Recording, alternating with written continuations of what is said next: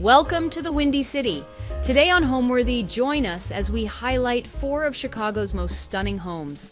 We'll start with a beautifully renovated Victorian, followed by a charming apartment, next a unique residence in a former church, and then we conclude with a 1920s pre-war gem.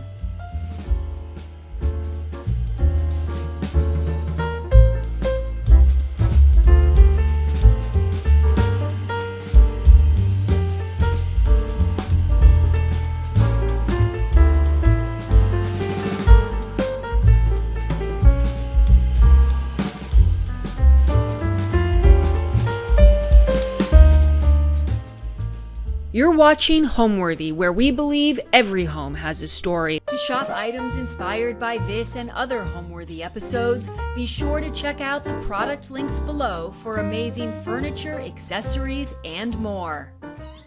Hi Homeworthy, I'm Kate. Welcome to our home in Chicago. Come on in and have a look around.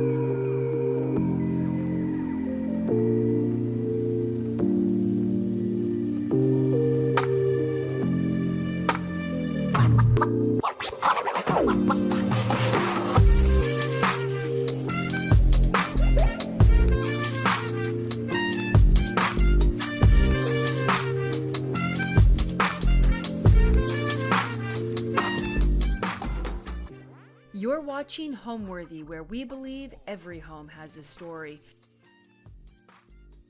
Hi, I'm Kate Pierce. We're in my home in Evanston, Illinois. Our home was built in 1899, and Evanston is a really historic area for architecture. So we are in the Lakefront Historic District of Evanston. So a lot of homes around us have about the same age. They're around late 1890s. And it's a really fun place to just peruse the neighborhood and see the different architectural styles. Ours is a Queen Anne Victorian, and it was a complete gut job, really. I mean, we loved certain features of the home and we tried to keep the character and the history of the home, but essentially we have gutted the interior, kept these beautiful rounded moldings and some other features, but it's been a complete fixer-upper. So when we moved here, we were moving from Long Island, New York, so we were doing a lot of virtual home shopping, if you will. So this home had been on our radar for a little while. We immediately knew it was the one. We had our girls with us, and at the time they were about 4 and 8 years old, and they absolutely just fell in love with the neighborhood and the home, and it was just one of those, you know, we knew it was right moments when we came to see this home. This is our entryway, and we are currently working on our entryway. So we have the staircase that I've been stripping for a year, but it's the original railing and newels and everything. So it's been a fun and absolutely horrible project all at the same time. We're painting, so this is a work in progress, but what's finished in here is this Sandberg wallpaper, and we'll also be doing a complimentary wallpaper also from Sandberg under the chair rail, along the staircase. I think it'll really tie in beautifully. I wish it was done to show you. One of my favorite pieces is this brutalist chandelier. I don't believe it's a Tom Green, but it's always been my dream to own a Tom Green brutalist chandelier. And this one is such a similar style. And I found it for such a great price from one of my good vintage dealing friends here in Chicago. So there's not a ton else going on in this space, but you know, I have the tiger rug and the prints just to, well, when you're coming in, say, welcome, you're at Kate's house. So these are faux lemons that I had bought for Christmas. And I always talk about on the blog how Christmas doesn't have to always scream Christmas. And I love getting pieces that I can then repurpose throughout the year. So these are just faux lemons I got off of Amazon, and I did a fruit tree in our kitchen at Christmas time and repurposed them immediately after so I could feel like it's actually spring when it's not, or more like summer, I guess. So I just popped them in the vase there, and I just love the pop of cheery yellow when you walk in. It's perfect February color. So these hardwood floors are all original. It was really important to me that we kept these floors. When we had them refinished, the people refinishing them weren't super happy with me, and they said this is absolutely the last time that these could be refinished. They were only like a quarter of an inch thick because they're so old and they had been sanded down too many times. So I'm holding on to them for as long as I can. And I've also noticed other homes in this neighborhood have exactly the same floors, the same width, with the nail heads on the top. And coming from Long Island, where there's a lot of historic homes, also, this is a type of floor I've never seen there. So I think it's probably specific to, if not Evanston, this region of the country. Our biggest renovation this far has been our kitchen, and that was a complete gut job. We took down walls, we took a hallway away, we took a bathroom away, completely kind of rearranged the back half of our first floor to make the kitchen a reality. And, we broke ground in March and expected to be done late June. Ran into some contractor issues. We DIY'd a lot of it, but we were hoping to have a little more help with the contractor. But a lot of no-show days. We had to fill in for him. We had deadlines. We were working with brands. And we finally put the range in and finished the kitchen on December 18th. So not June as expected, but it came with a lot of challenges, that project, both just unexpected things you find in old homes. We had a huge leak. Our ceiling almost fell through right after we had sheetrocked the entire thing. So it wasn't the smoothest project, but now that it's done, we're just really grateful to have that space. So now I'd love to show you our living room, which is right off of our entryway. So here we are in the living room, which was the very first room that we tackled when we moved in. We just slathered it in this color. It's Current Mood by Claire. I get asked that question a lot. And it has some of my very favorite vintage pieces in here, like this travertine table I picked up on Facebook Marketplace back in New York when we lived there. And then there's this local shop, Jason Home in Chicago, that I bought this piece from. They obviously don't go together, but I love them together. And tons of vintage, again, that I have picked up over the years. This was another Facebook Marketplace purchase, this chessboard, this onyx chessboard. This was an estate sale score, this really cool tramp art vase. The popsicle stick lamp is another piece from my vintage dealer friend who also sourced that chandelier in the entryway for me. This piece is from one of my very favorite vintage places in Chicago called My Modern Oasis, but it's a vintage marble pedestal. One of my very favorite stories is how I came to own this desk. And this is a perfect example of Billy not knowing when anything new enters the house. I had gone to pick up something small, I don't even remember what it was, and I saw this for $50 at a Habitat for Humanity restore, and it's just this gorgeous veneered walnut mid-century modern desk. It was in great shape. I had no intention, and this is another thing when I say I don't know where a room is going and that the antiques and vintage just speak to me as I go. This is a perfect example. I never intended for a desk to be in this spot, but I'm so glad that it is there now. So this piece is another one I picked up for super cheap. I think it was $40 at an estate sale back in New York. It broke on me. I intend to fix it one day, but it's nothing a little throw blanket can't handle for now. So this horse is another estate sale piece that I have a very strangely specific memory for estate sales, and this one was probably at least 5 or 6 years ago, and it's the same sale I got the mirror in the next living room from.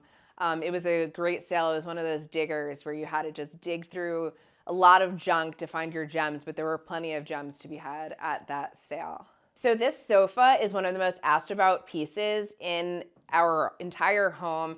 It's from Interior Define, and it has this wonderful pink piping contrast on it. And another one of my favorite things about it is the storage. This lifts, and you can see all the junk under there that my kids throw under there at any given time. I'm often asked how I keep this space so clean, and I tell everyone it's usually not, but when I need to clean it up, it only takes a second because it can just all get thrown under the couch. So we have a turret on our house. So we have 4 rooms that have this round shape to it, and it has absolutely been a design challenge. When we first moved in, I had a round sofa in here, and that sofa is now in that room next to us. But it definitely can be a little bit tricky. I would say mimicking the shape of the room is a really big trick. This sofa, to be honest, I don't think is totally ideal for this space, but I just love the sofa. It's nice and it's big and it's functional. But then window treatments can also be a challenge because our windows themselves are actually curved. So Roman shades are not an option for this space. There were shutters on some of the windows when we moved in. I didn't love that aesthetic, so we went with drapery in here that we can close off if we want some privacy or to keep out some extra sunlight. So these are prints from Minted, which we had used for our speakeasy project in New York. If you've been following me on Instagram for a long time, you maybe have seen that project. I think it's somewhere on my Instagram feed still also. But I just love how they carry the colors from the sitting room just beyond it. That's another thing I talk about a lot with color is if you want to use a lot of color, make sure you're bringing color from adjacent rooms into the opposite room so it feels like it flows better together, like the pinks from that room in this art, and then I have green in there too to carry the green color from this room into that room. This rug was a vintage piece that I got from an Instagram friend, Two Sisters Rug. I've had that a long time, and it's a perfect scale to throw around the house, and I change up its location all the time. This rug is a new piece in this room, and it's from the Citizenry, and it's a hand-woven rug, and it is really soft and cozy, and I love how it lightens up the room because we have such a dark wall color throughout the space, and I love how the rug just lightens everything up. And the last piece I'll probably talk about in here is this planter, which might be my favorite piece in my entire house. I found that at an estate sale. I had seen the picture for the estate sale online, and I ran into the house as soon as the estate sale opened, and I took the planter and I hid it in a closet because I wanted to find some other stuff too. But I can't remember the exact price, but somewhere around $100 for this beautiful ceramic Italian planter. That is one of my favorite pieces of all time.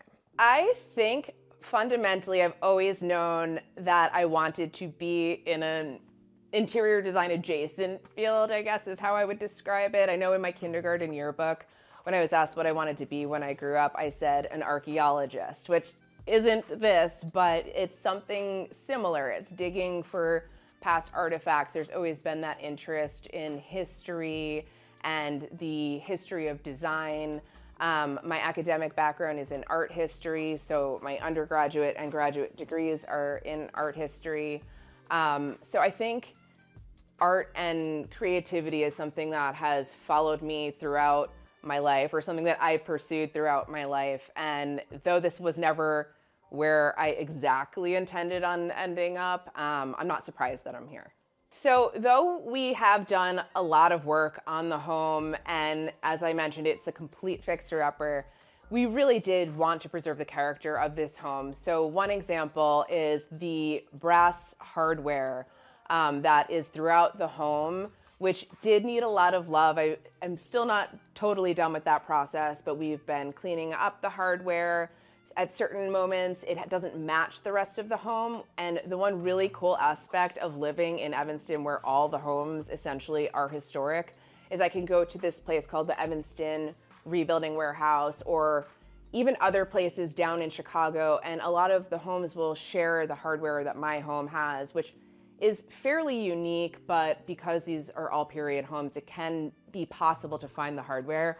My favorite story, though, is right in front of me right now is a pocket door that is definitely original to the home, but we didn't realize that it was there because there was molding covering it. And one day we were trying to put some electric in the wall here, and we took the molding off and found the pocket door. And this is another example of the hardware just being on one side of the door, and I shared it on Instagram, and someone in Chicago who followed me on Instagram found the exact pocket door hardware for me, and I was able to order it on eBay to match the other side. So it's been fun. It obviously would be easier to just switch out all the hardware to something new that would all match, but I just really am passionate about preserving the history of the home. So next, I'd love to show you our pink living room, which is just next to the green one. So here we are in the pink living room, which is the room that Billy and I really spend a whole lot of time in. And it is, again, filled with a lot of my favorite vintage pieces and antique pieces, but there's a good mix of new in here as well, like this coffee table from France & Sons. I just loved how it worked with the curved white sofa here. You know, sourcing sofa tables for a curved sofa can be a little bit tricky, but again, I think you just mimic the shape, and that's the safest way to go about that. And I love how the arches on it also kind of mimic the roundness of both pieces. One of my favorite stories is this piece. This was from probably one of the first estate sales I went to as an adult. I got dragged to plenty of estate sales as a child with my mother, but it was one of the first time I was sourcing pieces for my own apartment in Manhattan, and it was this sale in Greenwich Village. I don't think the apartment had been opened in 100 years. It was just bizarre. There was thick layers of dust everywhere. I think the newest piece in the home must have been from 1930 or 1940. But I got this for $5, and this barley twist at the bottom is just a really fun, unique twist, pun intended. And I get asked about this piece all the time, and everyone's blown away that I only paid $5 for it. This piece, I have two of these. One is currently broken, but Billy reupholstered this chair for me, and I got these off of auction. I think they were $100 each. And I think they're Adrian Pearsall chairs. I'm not 100% sure that they're authentic, but regardless, I love them. They're really comfortable, actually, and they, again, mimic the roundness, which these pieces, the sofa and this chair, were both in the round living room, and I'm just kind of always mixing things up to keep it fresh. But this space has its own roundedness to it, even though it has angles. It's not a perfectly square room either. So this curved sofa also works really well in this space. Another one of my favorite pieces is this one from Jason Home, that store I had mentioned earlier that's in Chicago. And they get a lot of European antiques into their shop. And I worked with them last year. They did some photography in our home for their catalog, and they gifted me this chair as a thank you. It's also one of my favorite pieces. I just love the tassel fringe on the bottom, or I think it's called bullion fringe technically. Also, another favorite is this mantle. This is not original to our home, which is a little bit obvious because of this gap between the original tiles and the mantle, which is something I hope to figure out how to make it a little more seamless down the road. But this is from Salvage One, which is this fantastic architectural salvage place down in Chicago. It's absolutely enormous. They have the coolest pieces taking out from all of these amazing homes in the area, from Oak Park and Evanston and Chicago. These historic homes just have these great pieces, and I'm really happy about being able to reuse and repurpose this piece in our home. And the mantle is decorated with some of my favorite vintage pieces also, but also some newer pieces like these. This is from one of my favorite ceramicists, Sierra Fabrications, and I have a lot of her pieces in my home. She's Vermont based, and I highly recommend checking her out. She's incredible. This is a TV. So this is where our TV is in the home. I don't love having our TV above the mantle, but you can see with all of the curves and the entryways, there was really no other place to put it. But I wanted it to just feel like a piece of art when it's off. So we actually built this frame, and by we, I mean Billy built this frame so that it would really fit our aesthetic more than the Samsung frame TVs really come in. And we also switch out what art is on it depending on our mood and the season. And this, I'm actually kind of in the process of playing around with this as a gallery wall surrounding it. So the fireplace is working-ish. We had someone come to check it out for us when we first moved in, and we were told we can only burn one Duraflame log at a time. I guess Duraflame burns cleaner than wood. So we do use it all the time, more for the aesthetics and the actual heat that it would give off, but it is mildly functioning. We do hope to turn it into a gas fireplace down the road, but we were told we have to completely redo our chimney, and it's this huge project that it's not fitting in our budget anytime too soon. This mirror is one of my favorite pieces as well, that was sourced from the same estate sale that horse was back in New York. And I had asked, it was this beautiful home, but it hadn't really had any love in a long time, so it was a digger, but they had this garage in the back. I asked if I could go check it out, and it didn't look like much of anything in the garage until I started just going through stuff, and this mirror was buried under piles of stuff. It was covered in dust, and I could just tell that it was a cool piece though, so they sold it to me for I think $40, and I brought it home, and it's been in my last home and this home. It's one of my favorite pieces. These sconces are Venetian glass. I found those on Cherish, and they came directly from Italy. We don't currently have electricity going to them, but that's another project we hope to tackle in the near term. I did around Christmas time actually think one of the flameless candles, I stuck them in there, and you know, the battery operated candles, you just kind of press it, but they don't have batteries in them right now. But it was really nice getting that glow from them, and I can't wait to actually have them hardwired so we can enjoy them all the time. So these were just built last night by Billy, and he said he had bought them for me for Christmas, and he meant to put them together for Christmas, so he got around to it yesterday. And I don't know that I'll leave them here forever, but you know, I might kind of put them around the house in different places. But this is such a fun new Lego that I'm sure a lot of you have seen, all of the different floral botanical Legos that everybody's been sharing on Instagram.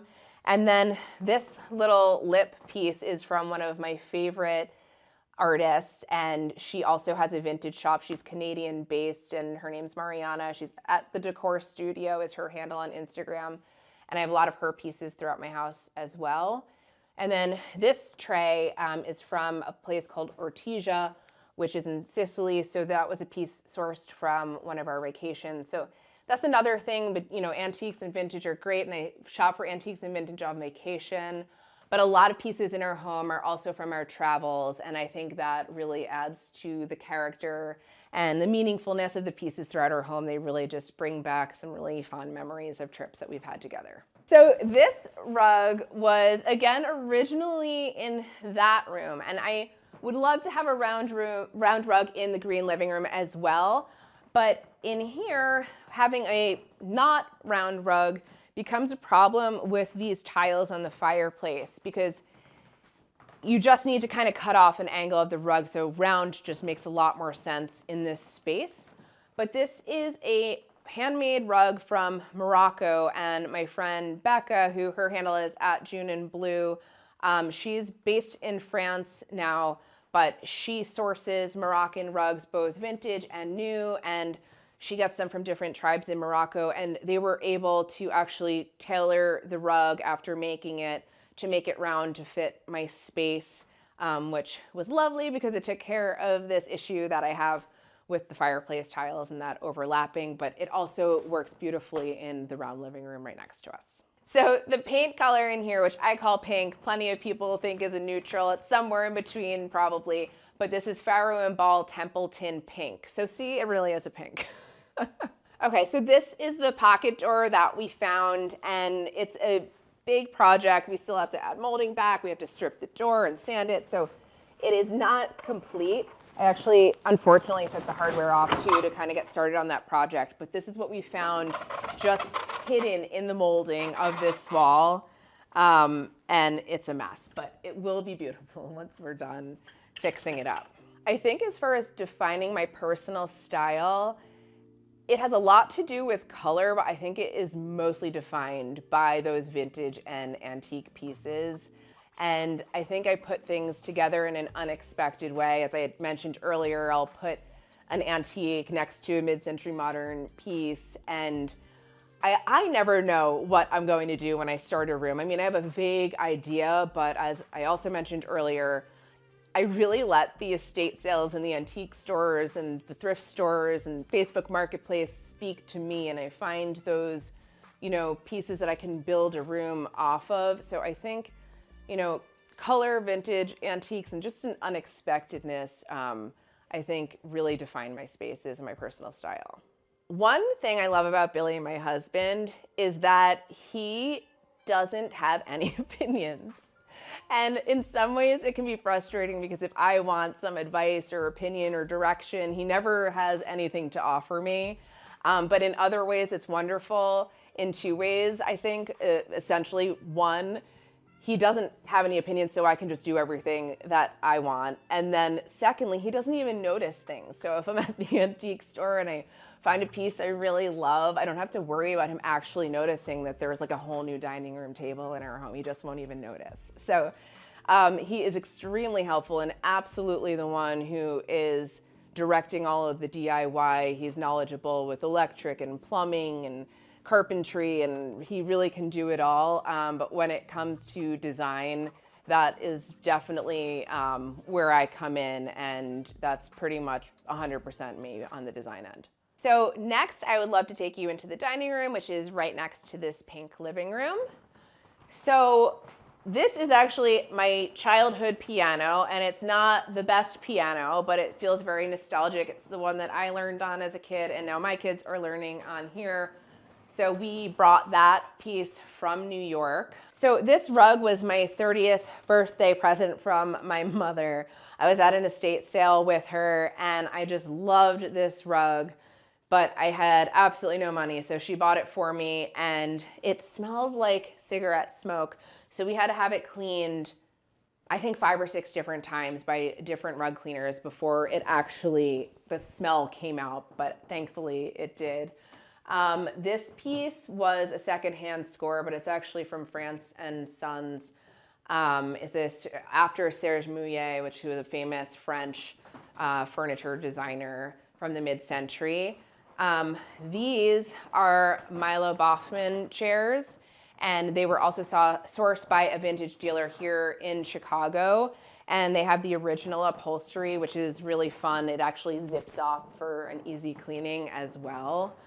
This piece, we call him Ned. If you've been following me on Instagram, there's lots of jokes that run around about Ned, but I found him at an estate sale attic for $10, and he's an original acrylic. And no, he is not a family member. He's a complete stranger, but he feels like family now that he's been with us for about 10 years. This china cabinet here is also a piece that was sourced by, he's actually New Jersey based, but he's called Secondhand Stories. And that was when we were living in New York. We got this beautiful mid-century piece from him as well, which I love, just kind of showing my oddities and collections. And we've been collecting decanters for a long time. Also, a lot of them are mid-century in style that Billy likes to put his whiskey collection in. I also collect busts, so a lot of these are from different places and different estate sales that I've gotten over the years. And children, whenever they come over my house, they always ask why there are so many body parts and heads and whatever. But I think it's all about the weirdness. I think that's what makes it fun and interesting. These artworks are pieces that I recently made and was selling with a company called Third Brush. That's why they're kind of still in packages and stuff. We're working on just getting those hung around the house. The wallpaper on the ceiling is another much asked about feature in this room. That's from Bell Art Studios. It's a Swedish wallpaper company. They have really beautiful wallpaper, which you'll see another one of their papers in the next space. But I just love the interest that it adds to the ceiling. And we also added crown molding in here, which we've been slowly adding to the home. I believe there was crown molding in here, but some owner in the past must have taken it out, so we are putting it back. And I could be wrong about that, but I like the way this home looks with crown molding. I think it looks more appropriate for the period. These are mostly magazines here. Some are art books from some of my favorite artists. And yeah, I've read most of them, at least partially most of them. This one's on Basquiat, Kandinsky. And these, again, are mostly magazines, though. And these are Art Forum magazines, which is a magazine I have been getting since my early 20s. I have hordes of stacks of them upstairs, but I do read them, but I also just think they're really beautiful, and they kind of keep you up to date on what's going on in the art world. And then just some of my favorite design magazines like The World of Interiors and Arc Digest, Decor. Like, I have just stacks of magazines because I do actually refer back to them quite often for inspiration. So I do like to keep them around, but I think they're just beautiful pieces on their own as aesthetic standstills. I have to have some pieces around that my kids can play with, so they don't play with all of my vintage pieces. But my older daughter, she's now 11, but she built this, I think, when she was 9, and she loves building Legos, but we have tons of them up in our attic. I just think this piece is really fun, and my little one is constantly playing with it, so that's why you see all these pieces around, and kids come over to our house, they'll sit here and play with it also. So I love that it's a cool aesthetic piece, but also really functional as a play toy that still looks cool. So I just felt like for this home, it made more sense for the dining room to have a darker, moodier, more serious feel. It was also inspired by the rug. This rug is fairly neutral. It could really go with almost any color, but I played both off the rug and the wallpaper on the ceiling to come up with the wall color. And again, I actually did a little bit of research into period homes and what colors they would have in their living room. And that did seem to be a historically appropriate decision, if you will, to have it be a bit of a darker, moodier, more historic color in here. I absolutely think the thing that makes a home come alive is those older pieces. I think if you're shopping at just Target and IKEA, I'm not knocking those places. I have pieces from both Target and IKEA in my own home.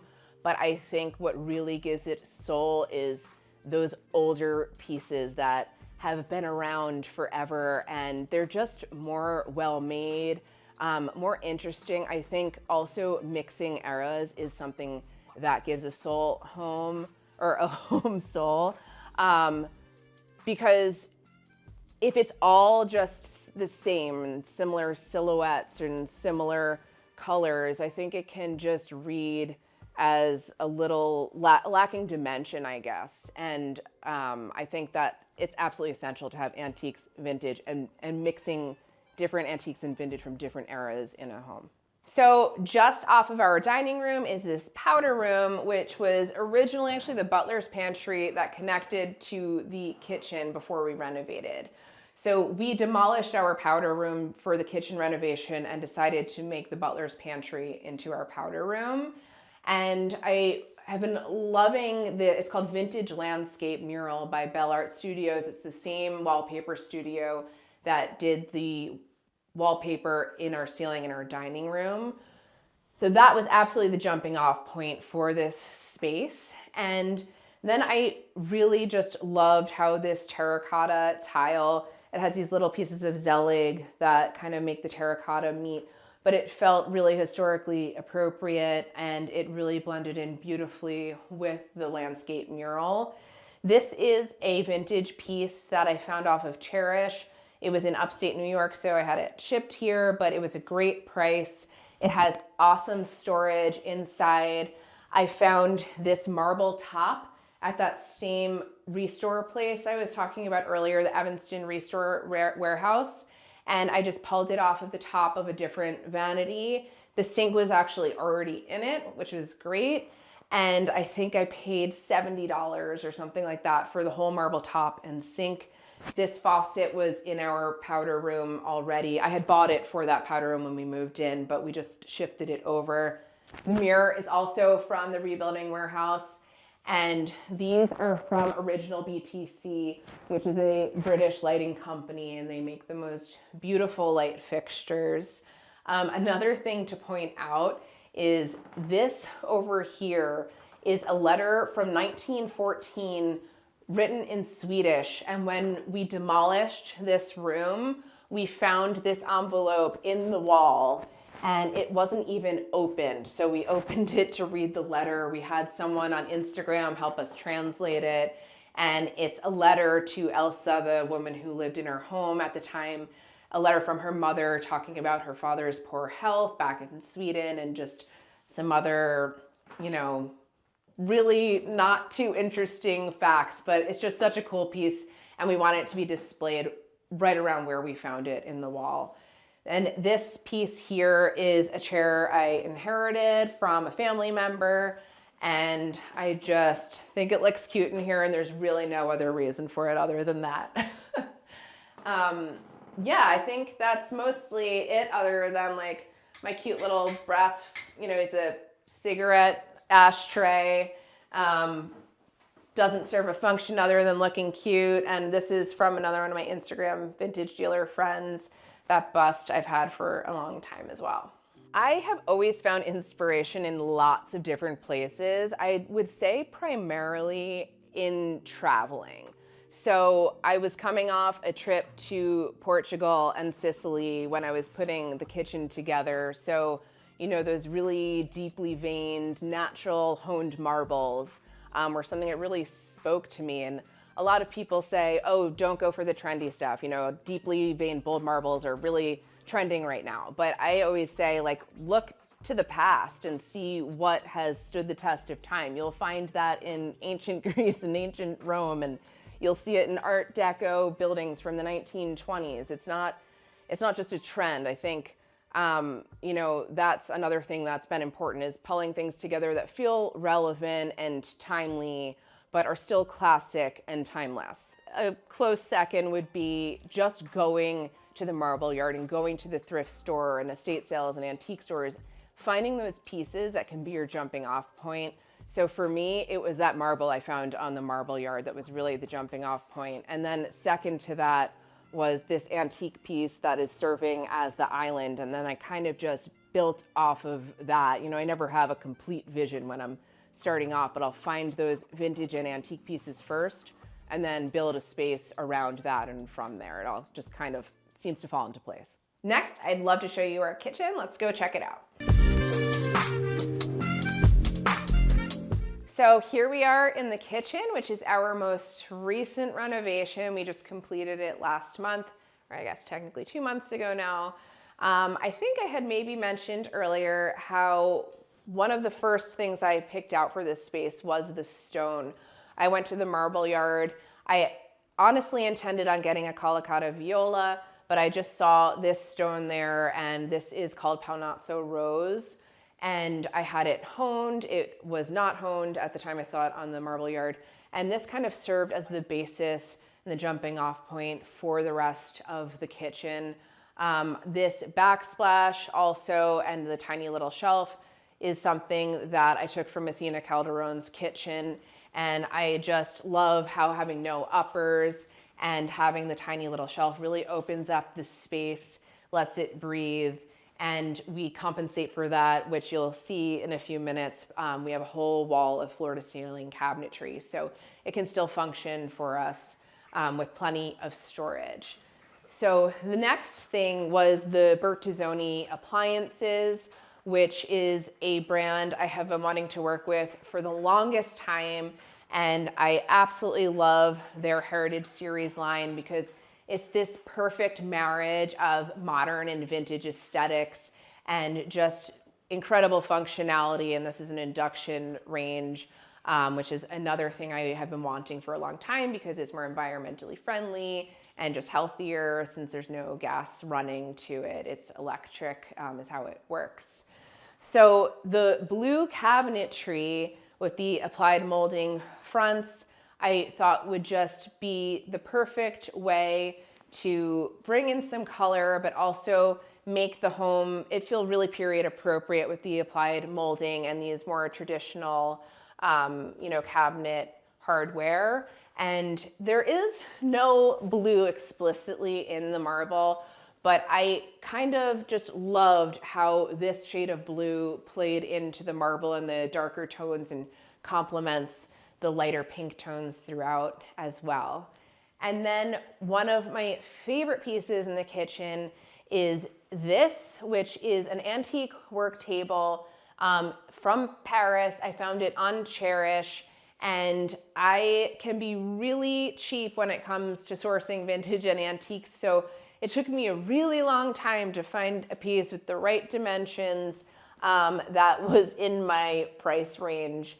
And then I had to wait 16 weeks to have it shipped because I didn't want to pay a lot for shipping either. But I just love how it adds so much character and warmth to the kitchen. And that was one of the earlier decisions that I made for this space, and everything kind of just bounced off of that as well. Going to the floors next, where we have herringbone. It's called Renatza herringbone by Divine Flooring. And I loved how the herringbone, again, felt like it was appropriate for the period of the home, but it brings some geometric interest into the kitchen and doesn't blend in too well with this wood work table that's now our island. So these bar stools I have been crushing on for the longest time. I usually like to source as much vintage as I can for a kitchen, and bar stools feel like a really obvious space to do that. But I just couldn't get these stools out of my head.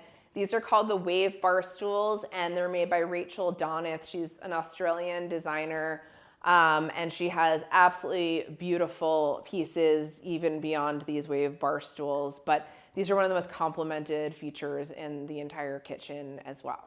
So the island is just styled with some pieces. I'm always playing around with how to style things. Most people don't think about such things in their kitchen, but because I do blogging and social media for a living, it's something that I'm constantly playing around with. And this was just a piece that was gifted by my mother-in-law. This is just a tiny piece off Amazon. These marble grapes are vintage pieces that I think I got from an Instagram vintage dealer friend, but I've had these a while and I don't 100% remember where I got those. But the countertop on the island here is actually a granite. A lot of people think it's soapstone, but I wanted to go with something that was really hard and durable because this is very porous, the marble. So this is really where we drink our coffee or red wine and do a lot of our food prep so that we can keep this marble looking good. It is beautiful, but it's not the most practical. The decision behind the island having a different countertop and being a different color is, I think, when you extend the cabinetry around your kitchen onto your island, it can start to feel a little matchy.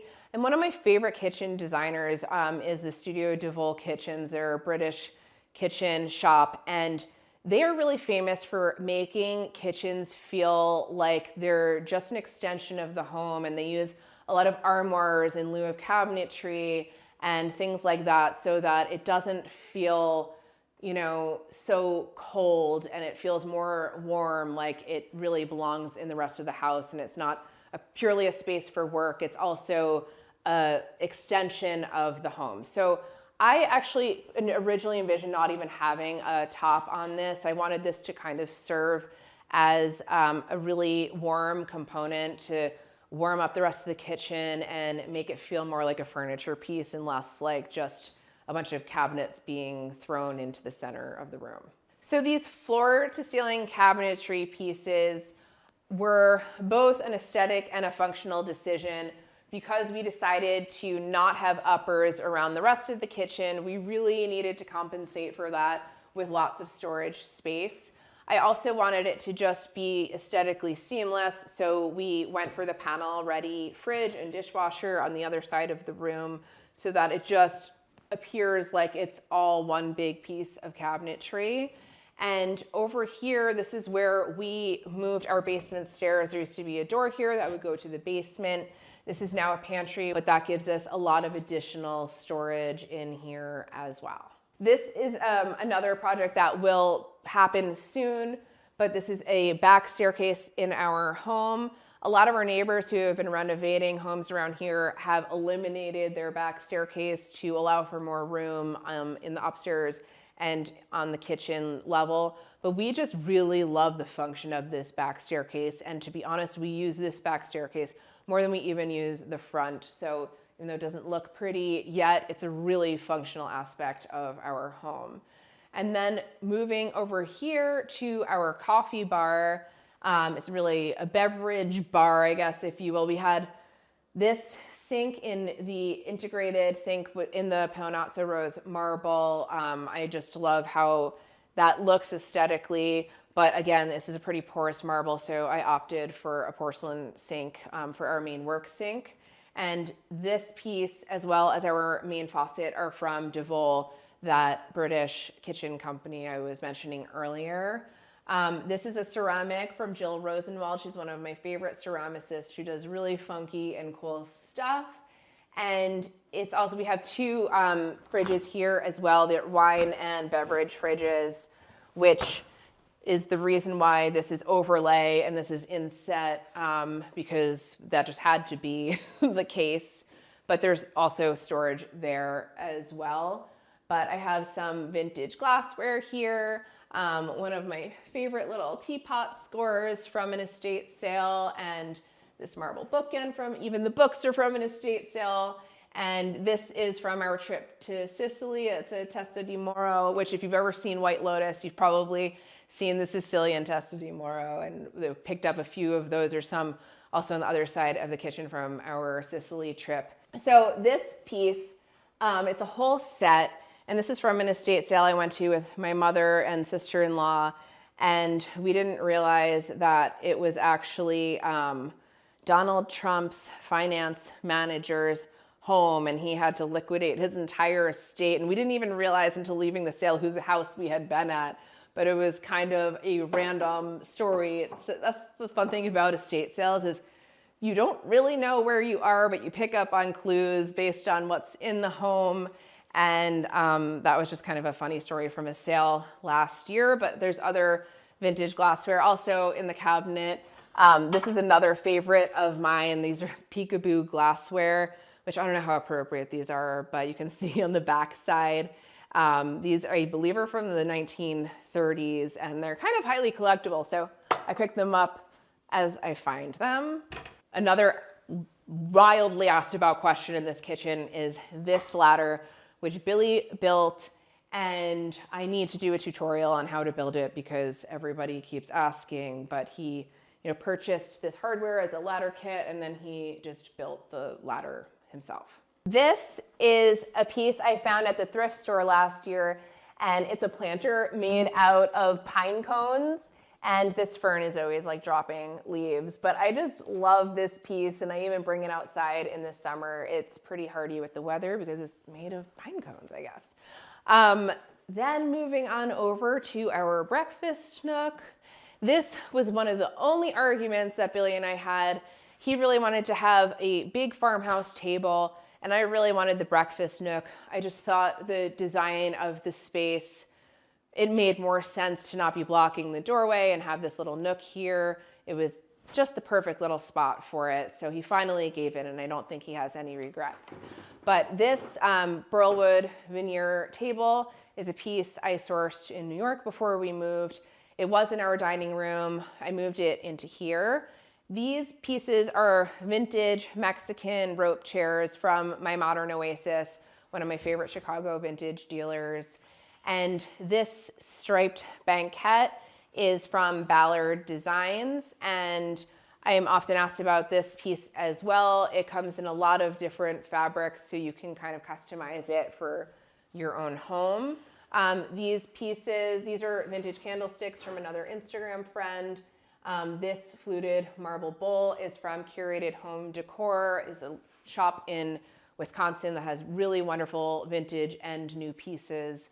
And then I have the gallery wall here of art pieces I've been collecting for a really long time.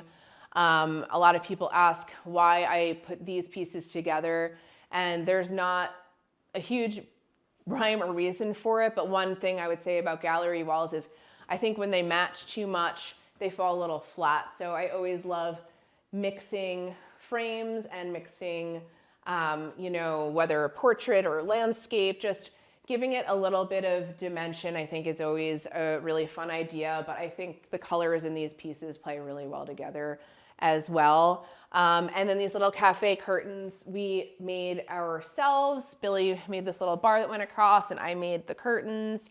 And these are from House of Hackney. I think it's called Limerick is the fabric. And those were super easy and quick DIY. The pendant that's hanging over here is from Jason Home, that Chicago shop I was speaking about also. And that's their tureen pendant, and that's in the gravel color. And I just love what a statement it makes, and it gives off the prettiest soft glow at night when we're sitting here having dinner. And it's not our only light source. A lot of people ask about that as well. We do have can lighting throughout the ceiling, so if we really need a lot of light, we have that option, but we have a lot of different light sources that can set a lot of different moods and can function for a lot of different reasons for us, which was another thing that was really thought about a lot when we were designing this kitchen. So these I actually added, you can see underneath, it's just the rope chair here, which actually was just not the most comfortable. So I sourced, these are really inexpensive. They're from World Market. I think they even came in packs of 2, but they're really cozy and they're actually surprisingly easy to clean as well. So I love how they really warm up the breakfast nook as well. So we eat either at this table or at the counter here. We're a family of 4, so we have the 4 bar stools. I would say almost every meal though is eaten at this table. Our dining room is in the midst of being transitioned into a library. We're going to be doing installed custom cabinetry throughout that room, and right now we have all of our books in our guest room upstairs, but I really wanted to bring them down and allow people to come in, borrow them and look at them. And it also allows me to have more of my vintage pieces on display for the shelves, which, when you have a lot of vintage pieces and you are a hoarder of thrift and vintage, you want somewhere to display them. So those shelves will give me an opportunity to display some of the pieces that I have in storage as well. So that's a project for this year. And yeah, it won't really function as a dining room at all anymore. It will have the table in there, so when we have extra guests, we can transition it into a table we can eat at. But for the most part, it will be a library and not a dining room. The word home means a lot of different things, but I think moving from New York, where I was born and grew up and where my entire family still is, it's been a little bit difficult making this home feel like home. But it's an interesting question because just last night we were sitting around watching the Super Bowl, and we were eating, my family is Italian, and we had all of the Italian meats and cheeses and everything out, and it just hit me that it was really the first time that I felt like our home was home. And I was trying to really pin it down exactly what it was that made me have that feeling. But I think it's surrounding myself with things I love and the people I love, having my daughters here. And I think food is also another element. My mom is always cooking and coming home and having those smells. It's just that olfactory sense that really brings you to this idea of home. So it's a lot of things, and I wish I could articulate it better, but I think it's not a single thing. It's a lot of things coming together.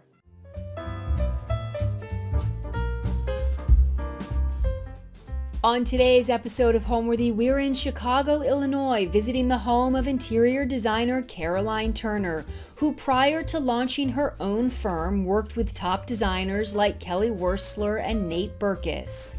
Raised in the South and now living in the Windy City, Caroline blends classic inherited pieces with youthful style to create a space that is both detailed and approachable. Enjoy! You're watching Homeworthy, where we believe every home has a story. To shop items inspired by this and other Homeworthy episodes, be sure to check out the product links below for amazing furniture, accessories, and more. Hi Homeworthy, I'm Caroline Turner. Welcome to my home in Chicago. Let's take a look around.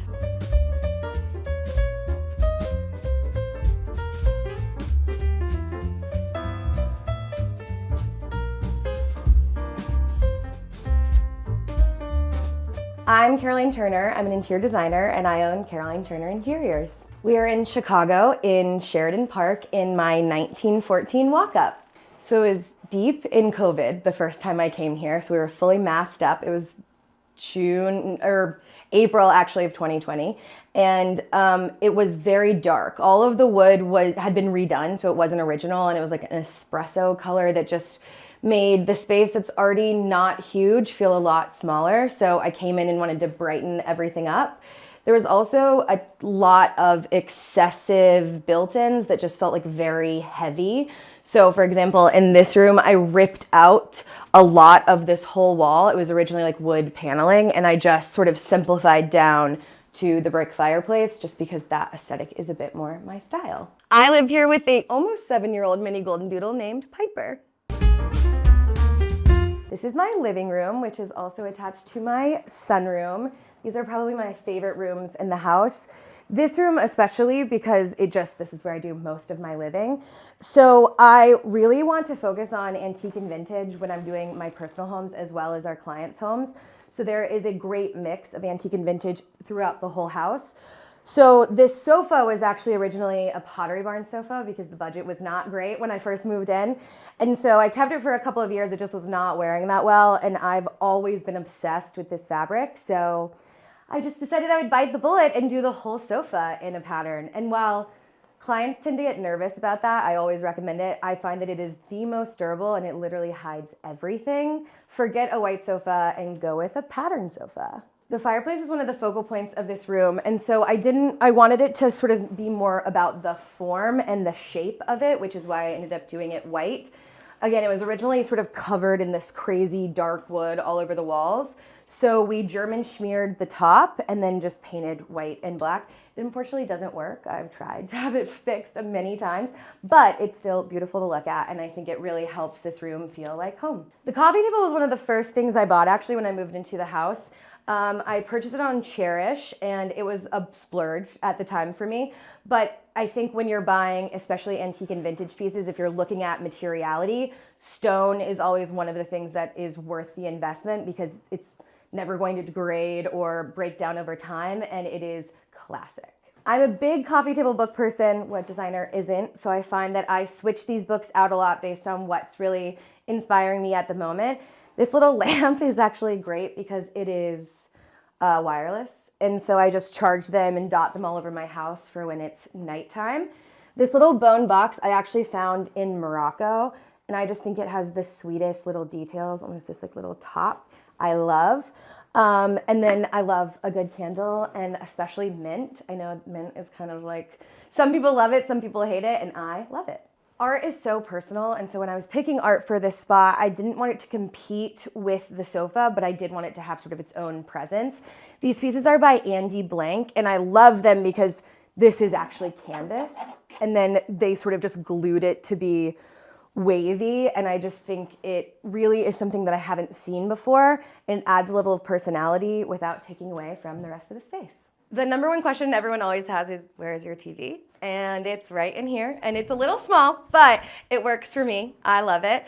And this piece is actually really special because I was crawling Craigslist to just try to find anything that I could fill this house with.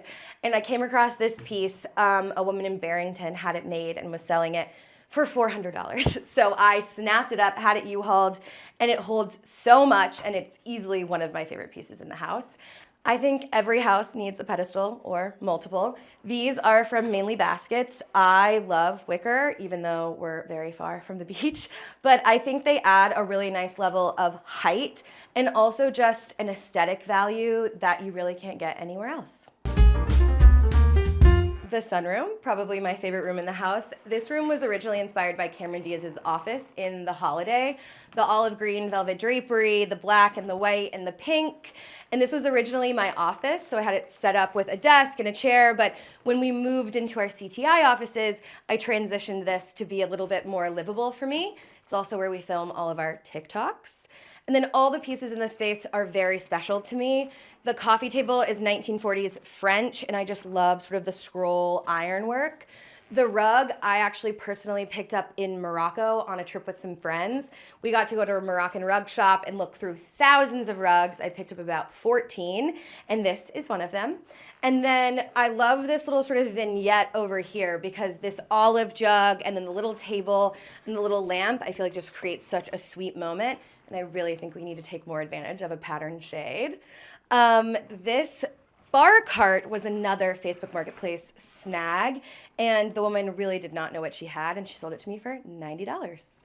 Finally, what all of my friends call the tooth, which I did not know when I bought it, but now it is called the tooth, this plaster shade. I just love a plaster light. I will never not love a plaster light. And so I thought it really made all the space come together without taking away from any of the other elements.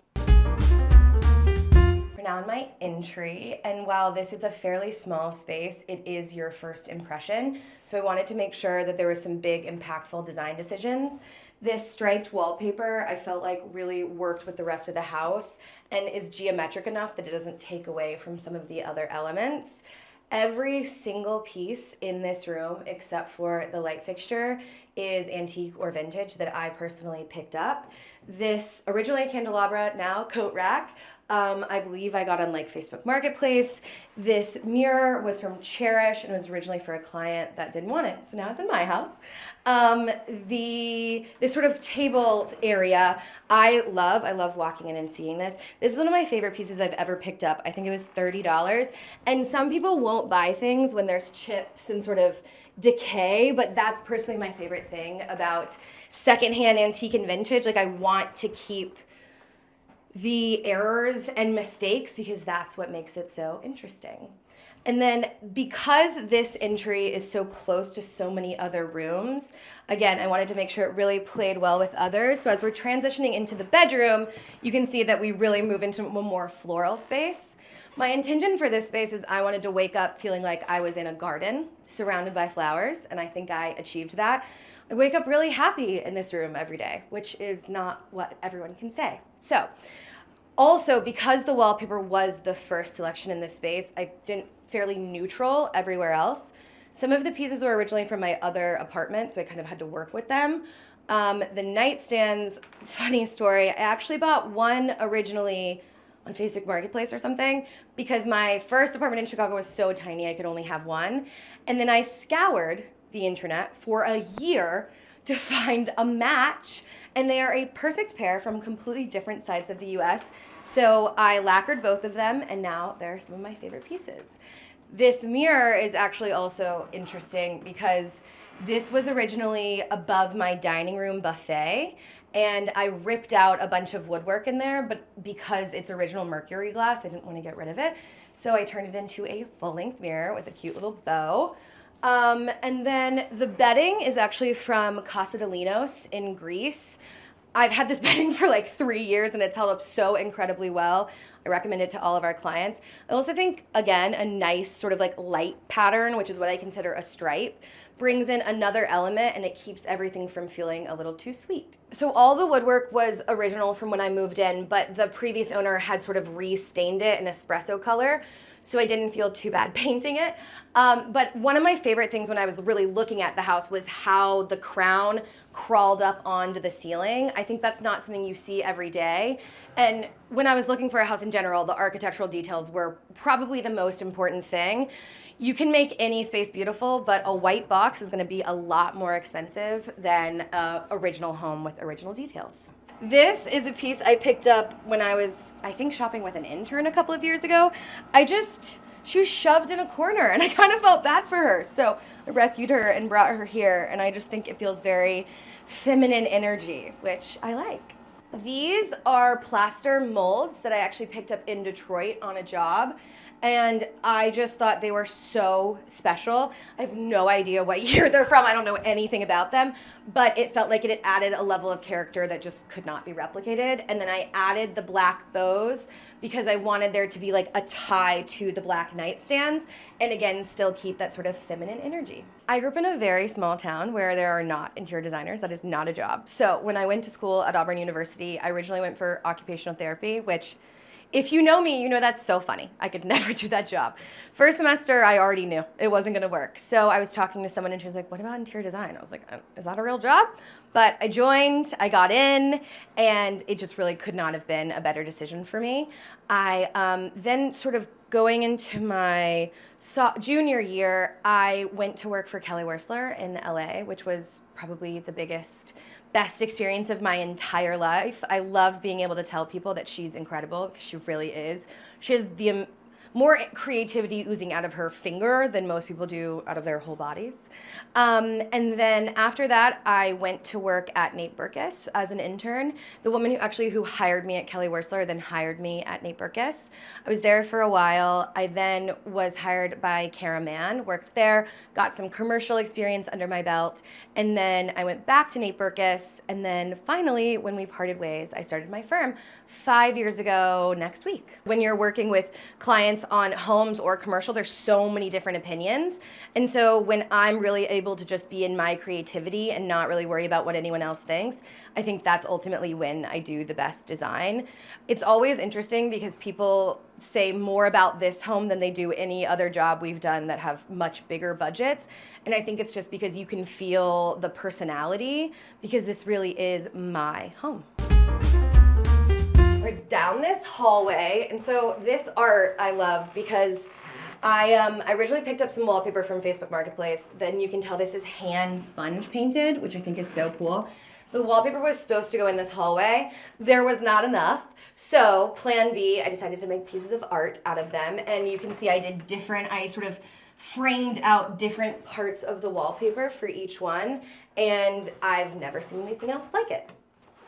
We keep going. Oh, and I should mention this chandelier was a find also during COVID. I met someone in a Lowe's parking lot, and it was originally like pink and green and white and had been in a little girl's room. And so I did some cherry red spray paint, and voila. Now on to the bathroom. So this space was a full gut, and I actually didn't do it right when I moved in. It was beige and very sad 2000s. And so when I was doing this, budget was not amazing. So I wanted to make sure that I was really putting my money in the places that I recommend putting my clients' money as well.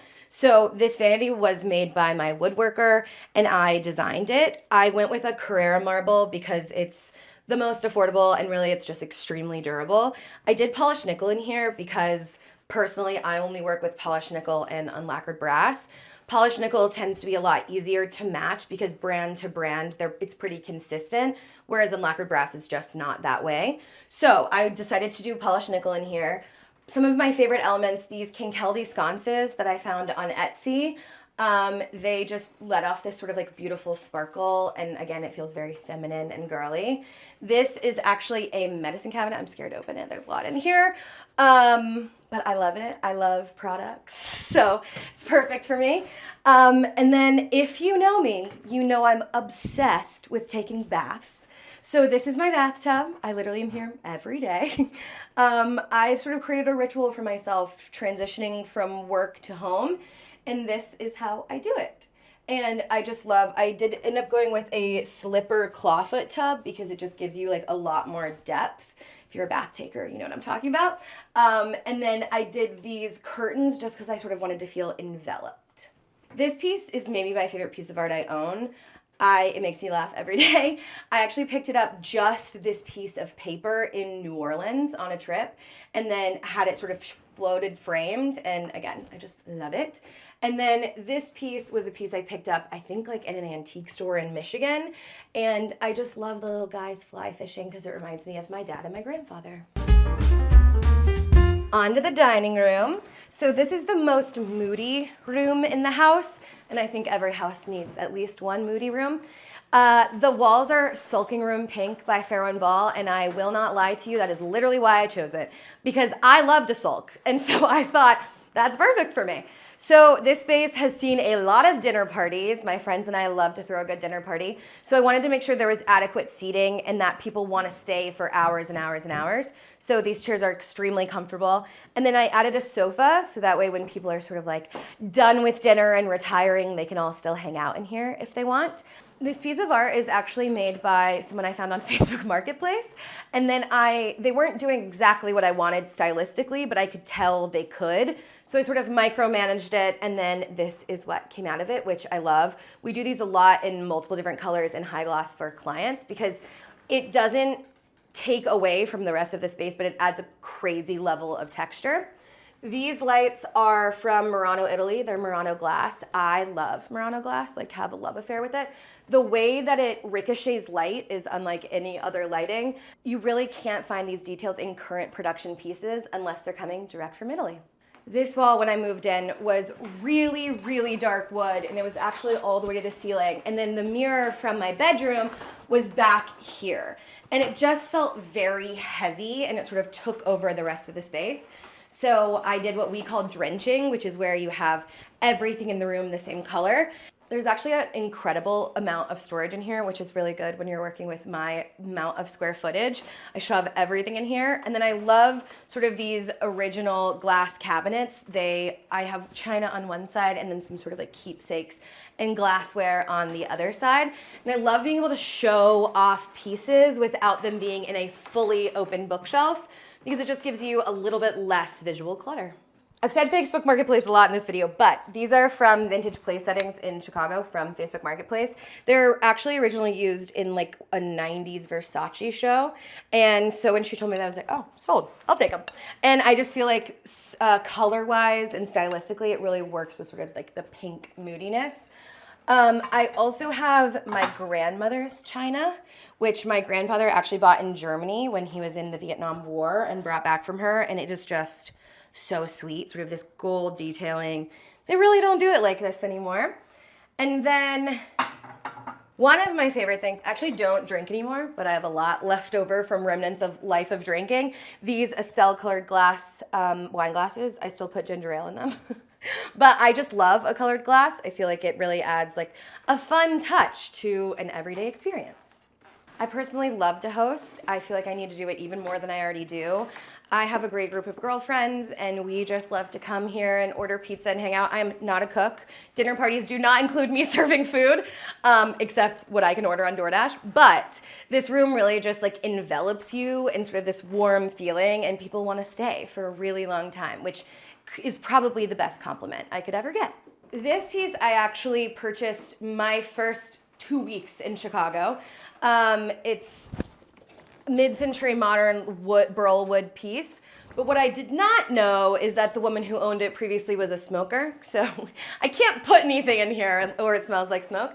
It used to be in this closet. So when I transitioned, as I was getting it out of my house, it was too heavy. So I gave up and I put a tablecloth over it, actually from Zara, I think. And it has sort of like this brocade detail. And when I did that, it was really just a quick fix. And now I love it because I set things up for serving here. Like often I'll do food on this side and drinks or dessert on this side. The creamy white on this side works really well with the creamy white on this side and creates a beautiful level of balance. This dining table actually came from the same place that the armoire in my living room did. I was walking out, and I noticed that she had a tablecloth over something, and I was like, oh, what is that? And she was like, oh, it's a table that I don't know what I'm gonna do with it. I was like, can I have it? $125, sold. So I took it, and actually, I personally stripped the entire thing. So it was originally sort of this really dark, very traditional, more than a stain, like a lacquer on top, and then this base and legs were black. And that just didn't feel right to me. So I hand scraped the entire thing. It took me like 3 days. It creates a level of character that I feel like in a new piece you just can't get. It also is great because I don't have to worry about coasters and spills because the table is aging with time, and that's what I want it to do. The chairs are fully upholstered because I really wanted them to be extremely comfortable and I wanted people to stay here for hours and hours. On the table, I have some candelabras that my mom gave me. And then this silver bowl I actually picked up in Morocco. And I just filled with some Trader Joe's filler flowers, which I actually personally think are sometimes better than their regular flowers.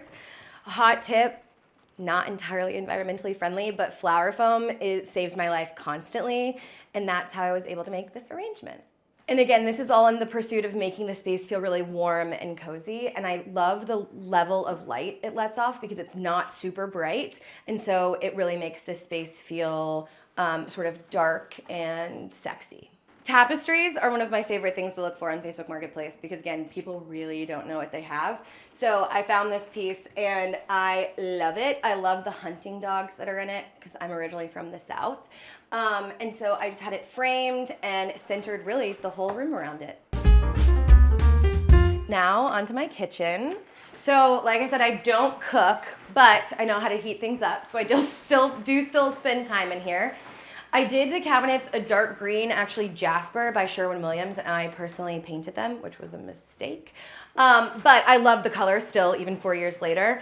These floors were the only floors that were different from the rest of the home. So you can tell sort of the plank size is smaller, and it just generally is in worse shape than the rest of the home.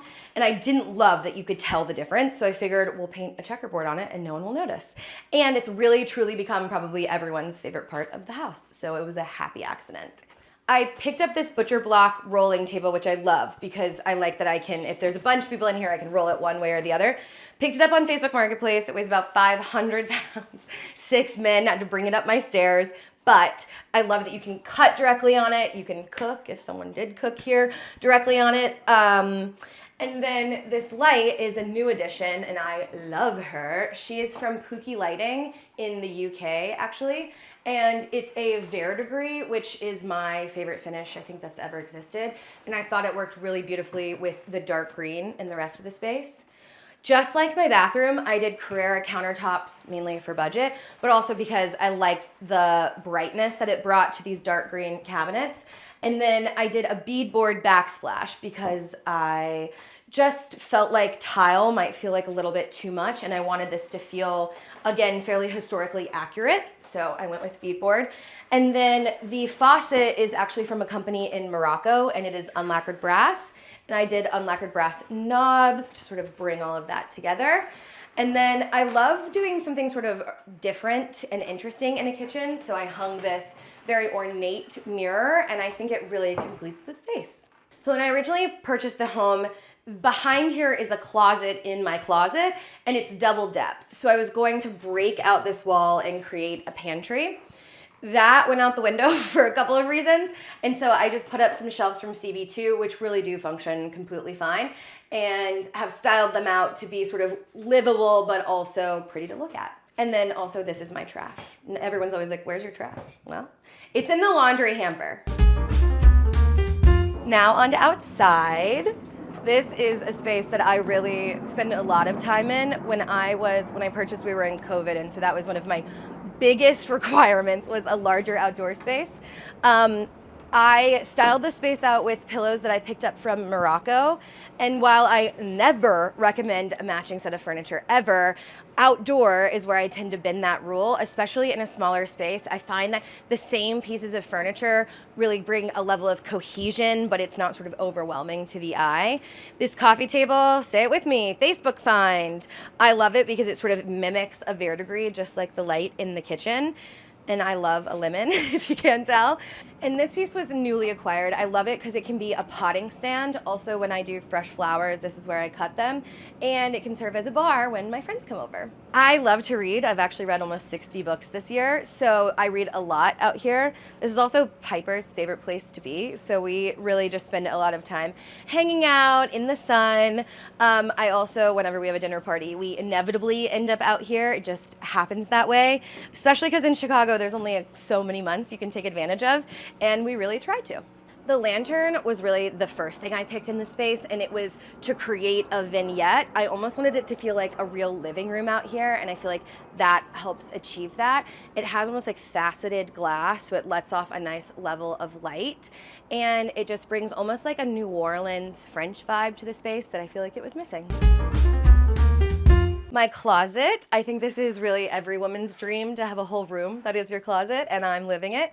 So as you can tell, I love shoes, I love clothes, I love bags, and actually I have extremely bad ADHD, extremely bad.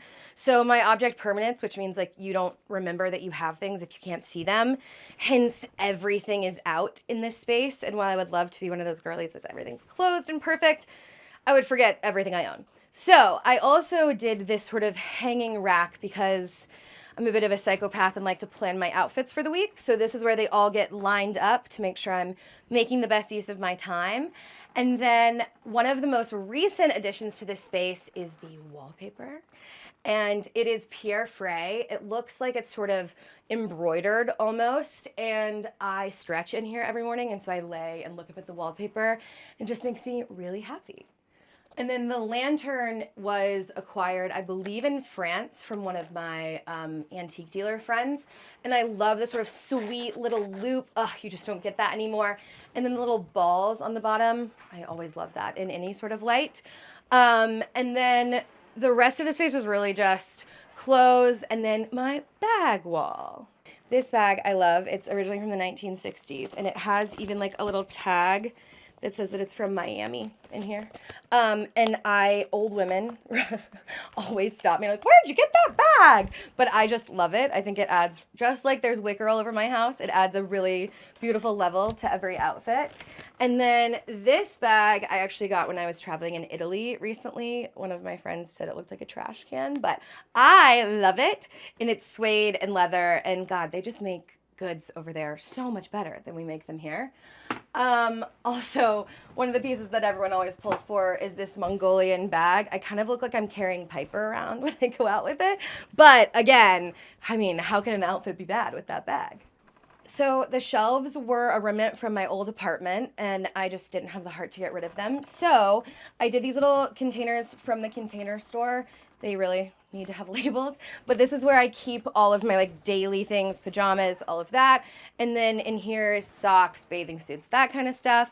And then sweaters, if you don't know, you can't hang them. So this whole sort of shelf became sweaters and jeans. And it's really revolutionized the way that I get dressed. The fact that I can come in here, see everything. It takes me like 10 minutes where it used to take me 30.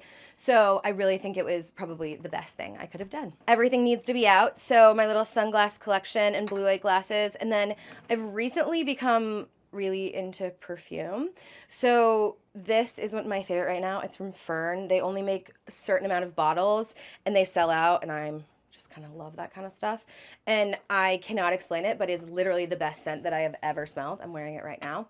And then this antique gilded mirror, I think, really brings like a level of character and vintage into a space that's kind of lacking it otherwise. Home to me means the embodiment of my own personal style.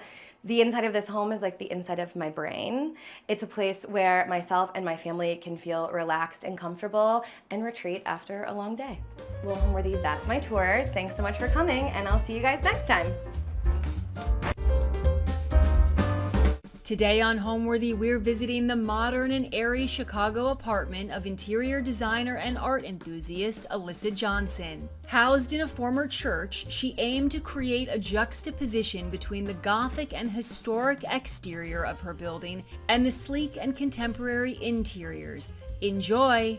You're watching Homeworthy, where we believe every home has a story. Before today's episode, click the join button below to support all of the storytelling we do on this channel. Our growing community of members help to directly fund more videos so we can capture these extraordinary homes from around the world. So join today to receive early and exclusive access to new Homeworthy videos. Hi, Homeworthy. My name is Alyssa Johnson. Welcome to my home in Chicago. Come on in.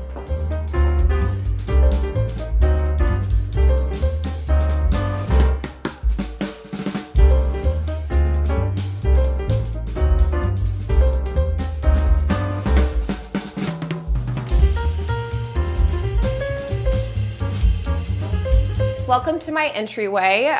So the first design choice was this console. I needed a piece that had a lot of storage. I have 2 dogs, need to drop gloves, things for winter, leashes, things like that in here. I paired it with this gilded mirror, and I kind of love the juxtaposition of more of a modern piece with this more of a vintage inspired mirror. I got this bowl here, this catch-all. Every entry needs a catch-all to drop keys, jewelry, you name it, when you come in the door. I got this in Round Top, Texas. Lots of great finds there. And then always a diptyque candle. Love those, use them for clients all the time. So my apartment is in a church. It was built in 1906. It's a Lutheran church built by German immigrants. And what I love about this space is that it's you would never know that there's apartment units inside this building. But when you walk in through the front door, it's very modern. So I love that juxtaposition of, this kind of like Gothic architecture on the outside with a very like modern space.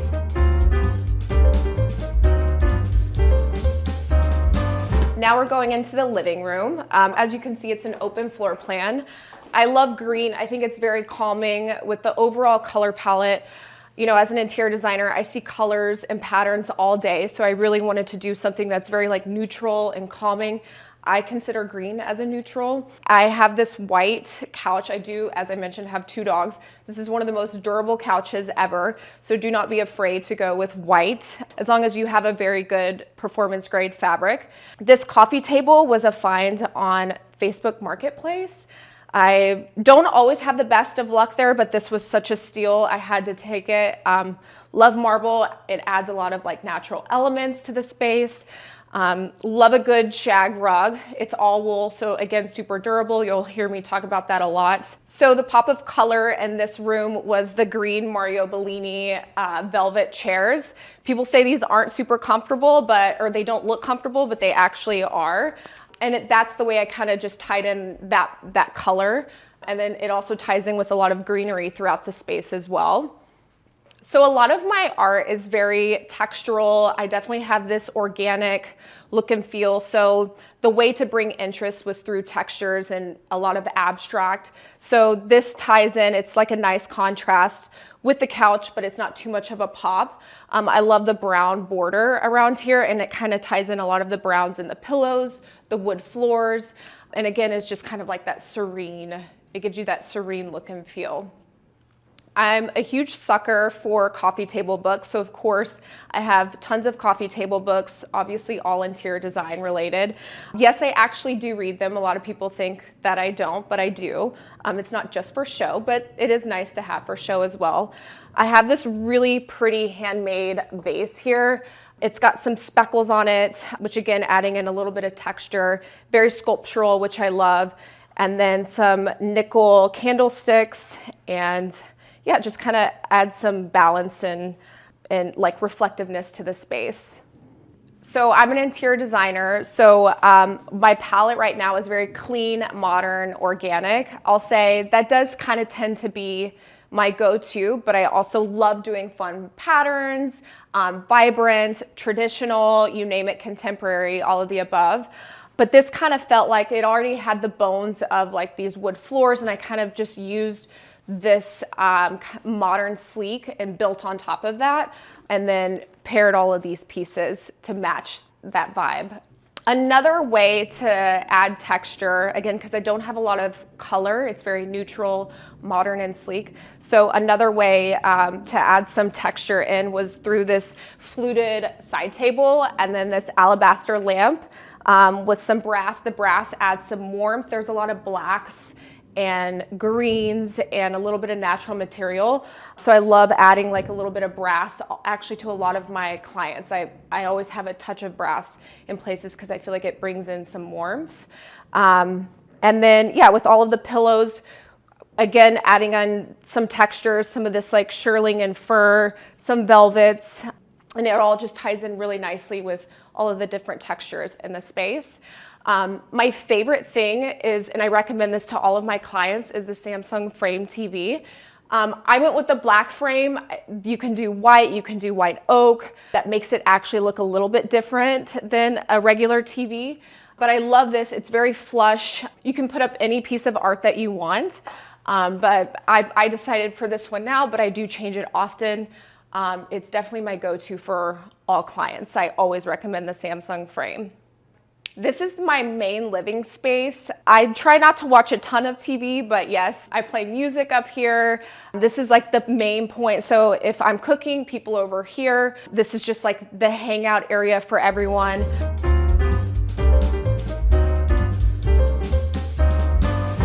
I love the open floor concept. So right off the living room, we have the kitchen in here. Again, it still ties in from all the browns and blacks. I really use this kitchen when I started to source furniture throughout, sticking with more neutrals. I love to use black as like a grounding, especially if there's a lot of white. They did mix this like more of a white oak looking or whitewash looking island against more of a darker wood cabinet with some black fixtures. And then my favorite piece in the kitchen, which I just got, and I feel like it's so appropriate for a kitchen. This is by Eric Stefanski. It says Saturday nights and Sunday mornings. You know, just kind of gives you a really good feel of the kitchen. And then my biggest thing is breakfast. I'm a huge breakfast person. So Sunday mornings is when you can just like truly enjoy and sit in the kitchen and cook and just like enjoy your morning before a busy week. So this just gives me such good energy, and I again love that it's like kind of like this textured canvas and still very simple, but still makes an impact, which I love. So the space was pretty much move-in ready. So from the kitchen cabinets, this was already done. The reason why I found this space was because I used to jog around in the neighborhood and I took a photo of this church, and then later on I found out it was they were selling it as condo units. So, and I coincidentally saw a listing for an apartment. And so I immediately rented it out. And then as of 2 months ago, I purchased it. So now I can finally do more stuff in here. So I will definitely want to do marble in here. I'll replace these quartz countertops with marble, and then do marble here and on the backsplash again to give some like really lovely movement in the veining. I still love the backsplash in existing countertops. It's kind of like light and airy, which I love, but I'm a sucker for some marble, and I love marble. People are afraid of marble a lot in kitchens, but they are beautiful and they're not as scary as everyone thinks. Another one of my like feel-good moments in the entry and kitchen area is this photograph. It's of this couple on the beach. I'm from Texas. I lived in California for a bit, so warm weather is just it's just me. So this kind of it brings me back to that warm weather, especially in cold months in the winter. This just brings me back and makes me nostalgic.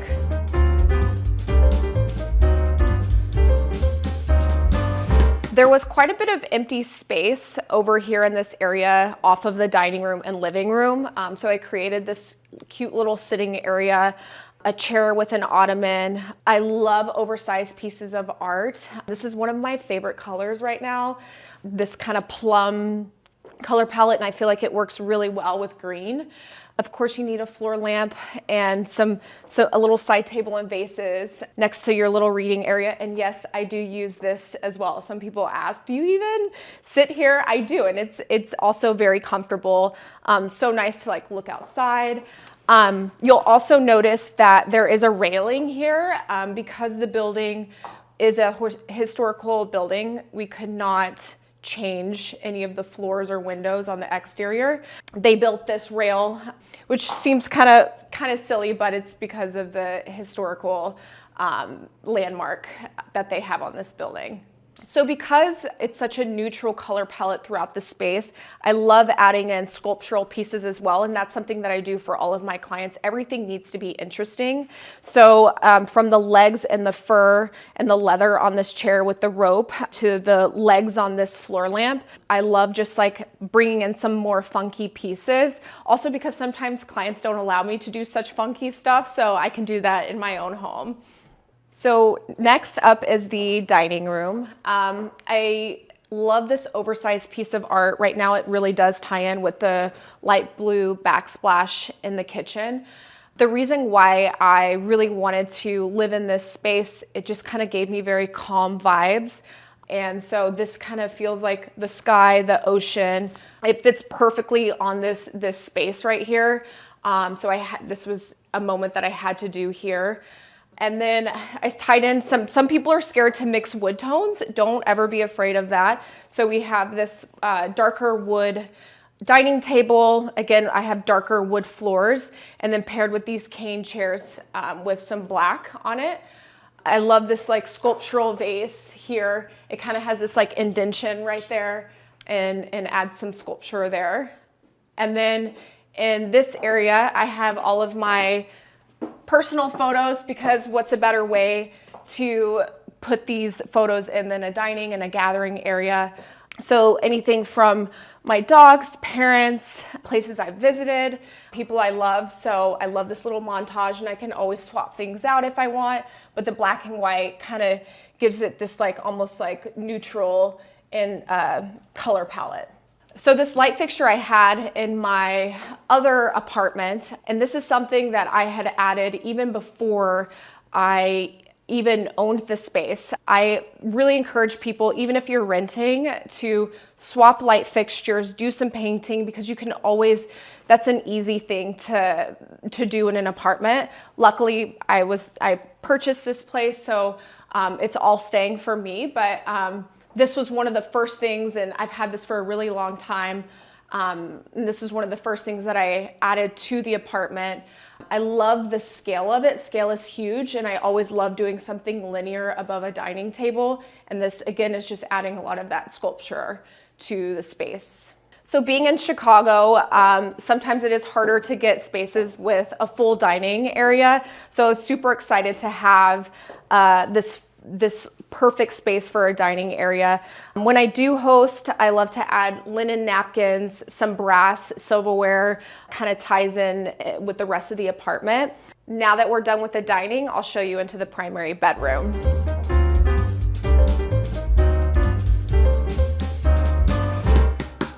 Now we're in the primary bedroom. I wanted to make it feel bright and airy. This is always a place where you come to unwind from a long day. So I did a lot of ivories and whites. I tied in this kind of vintage inspired rug. And then I have this really cute boucle bench at the end of the bed. This is great for my dogs to jump up here as like a transition onto the bed. And then I just got these pieces by Darwin Fitz. He kind of tied in these like pastel-y colors, and it kind of, that's where it brings in a bit of the color in the bedroom. One of my favorite pieces in the bedroom are these burled wood nightstands. And then of course I love doing sconces. It always clears up the nightstand, you know, rather than doing lamps. So, and I added like this little wicker shade. It kind of brings in that texture and ties in the cane from the dining room, and it's just continuing that overall design direction. And then of course, always, again, textural pillows on the bed. I added in some linen white drapery. It kind of ties in with the walls, and I added the track on the ceiling. It kind of brings the eye up. Also, this was kind of like a trickier area in general, with this railing kind of protrudes from the wall. But these little windows open, which I love in the summer. I love to open it up, and these drapes just flow, and it's really like lovely and bright and airy. And then this is another like really lovely piece of art. It kind of reminds me of the dining art. Again, just continuing that bright and airy, like very beach sky look and feel. And then another one of my absolute favorite pieces is this dresser. It brings in texture. It kind of is a little bit sculptural. So what's a better way than to bring that in a furniture piece? Directly off the bedroom is my walk-in closet.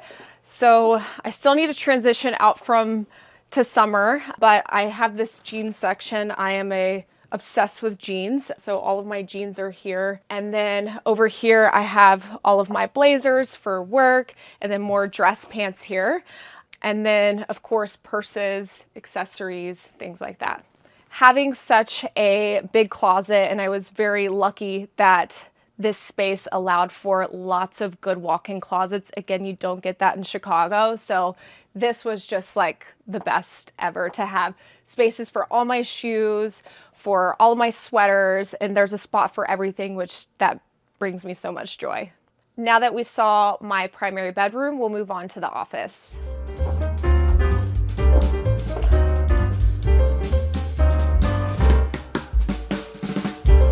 Welcome to my office. One of my biggest inspiration for this office and the piece that I really want to build around was this desk. I've had my eye on this desk for probably about 6-7 years now, and I am so happy that I finally have the space for this desk. The details and the carving on it is just incredible. Something I've never seen before, so I'm so happy that I finally was able to get this desk. The overall color palette in here is a Pharaoh and Ball color. I love that it changes throughout the day. Right now it can kind of give like a mauvey pink. At night it can go down and feel more beige, which I love how it kind of creates like a different mood throughout the day. And then of course, as an interior designer, I need lots of inspo. This is a lot of my inspiration and motivation for projects, such a huge range, but you can see there's a lot of similarities between these spaces and what I have in my home now, just again with like a lot of like the contemporary look and feel, more of the browns and marbles, things like that. And then again, more coffee table books. Will forever be a collector of coffee table books. And then this handmade vase with this like gold detail is just gorgeous. And then this kind of horse-shaped raffia console table across from my desk. I would describe my personal design style very contemporary, more neutral with pops of color and lots of textures. It just kind of always feels very organic and cozy. And so this space, especially when I'm working for clients, really kind of encapsulates me, and I get that sense of warmth and I can just crank away at designs for other clients. So I wanted something very colorful. It's tying in a lot of the greens, some blues, and this pink color from the walls. This is always my background when I'm on Zoom calls, and people always comment on it. It's so fun. It's also the first thing you see when you walk in. So I just needed something bold on this wall, and this was like the perfect color palette for that. And then very comfy velvet chair. These are always, office chairs are always hard to feel very comfortable in, but I love this one. And then it's also tied with this kind of like checkered wool rug on the ground. It's more like an ivory and brown, and is just tying in from the rest of the space in the living and dining. The whole space in the apartment is all white and bright and airy, but in offices, libraries, I love to paint everything and kind of so it feels like it hugs you and it just feels very warm. So I painted the walls, the baseboards, all the trims, the doors, the ceiling, and so that just like there's no harsh lines from like a white baseboard or a white door to the wall color. So I just wanted this to feel cozy in here by painting everything the same color throughout. On my desk, I have this cute Kelly Wearstler kind of like petite lamp. I can't have a ton of things on my desk, but this is like the perfect office desk lamp with this marble vase and this kind of like sculptural shade. And then this spiky vase here, which I love. Again, just adding in sculptural pieces wherever I can to add some interest.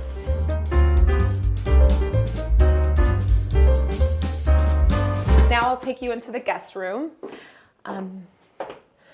So this is also, again, like a very bright and airy space. I have this sleeper sofa that pulls out for guests to stay. I have this like greenish piece of abstract art on the wall above to tie in the greens again from the living. I love when everything's super cohesive, and I feel like this tied that in really nicely. The dresser is one of my favorite pieces. This marble, as you can tell, I'm obsessed with marble. I love this piece. And again, like a very sculptural base here.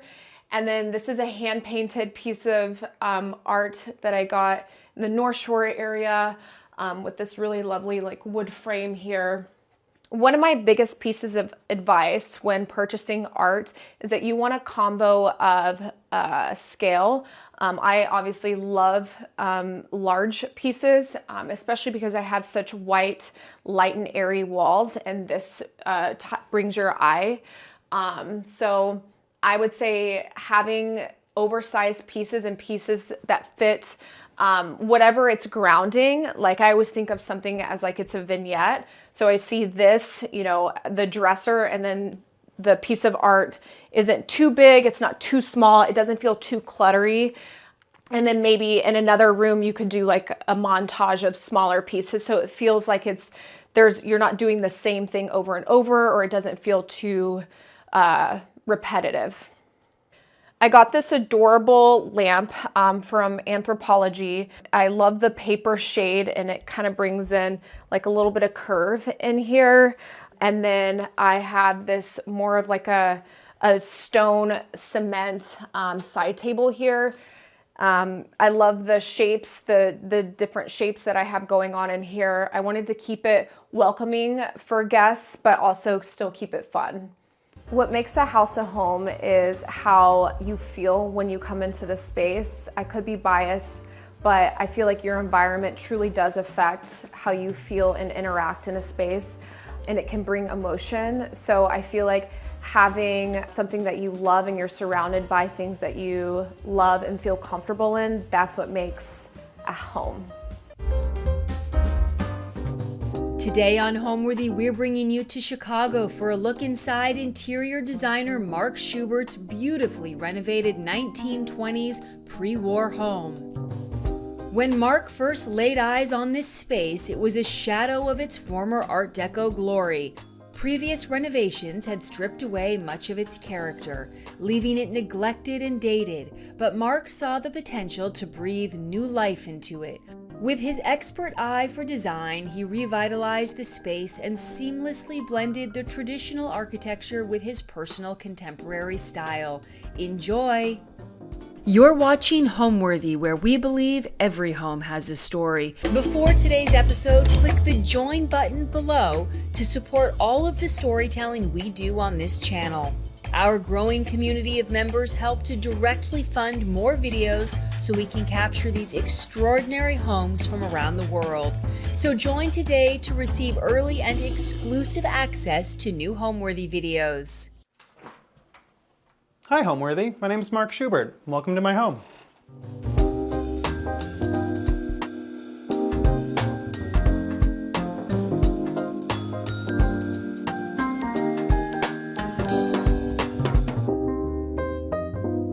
Hi, my name is Mark Schubert. I am the founder and lead designer at Philip Harrison Interiors here in Chicago. Welcome to my home. So this building is a 1920s pre-war building in the Art Deco style. When we first saw the unit, we were really amazed about the amount of space, the open layout, but still had separations in rooms, like a formal living room and dining room, which is really nice for how we live in the space. When we saw the space, it was very much dated. A lot of that character was, completely removed in previous renovations. And we knew that if we were going to move forward with this property, that we wanted to bring all of that back into the space. For instance, we brought in all new crown molding and large baseboards, replaced a lot of the windows. We added gorgeous hardwood floors to the space after we had removed the old ones. In this room specifically, the living room, we included a herringbone hardwood floor in here. On top of that, we really wanted to just give the space the homage that it deserved and really bring back that history that was just completely removed from the years of renovation and neglect. In addition to the new herringbone floors that we added to the living room, we also included some of the original pieces of this space, as well as some new pieces as well. So for instance, behind me we have this large piece of artwork that was custom from artist Alexander Samuel. He's a digital artist, and when we reached out to him, we requested for him to create a one-of-a-kind piece of artwork that we could size at about this size, which was about 4 feet by 4 feet, for the space, because we knew that we loved the colors, the texture, and just the masculinity that this piece involved into the room. On top of that, we really wanted to play up some of the architectural details in the space. In the entire condo, we have a lot of arched niches, as you can see over here, and we really wanted to bring those curvatures into the space.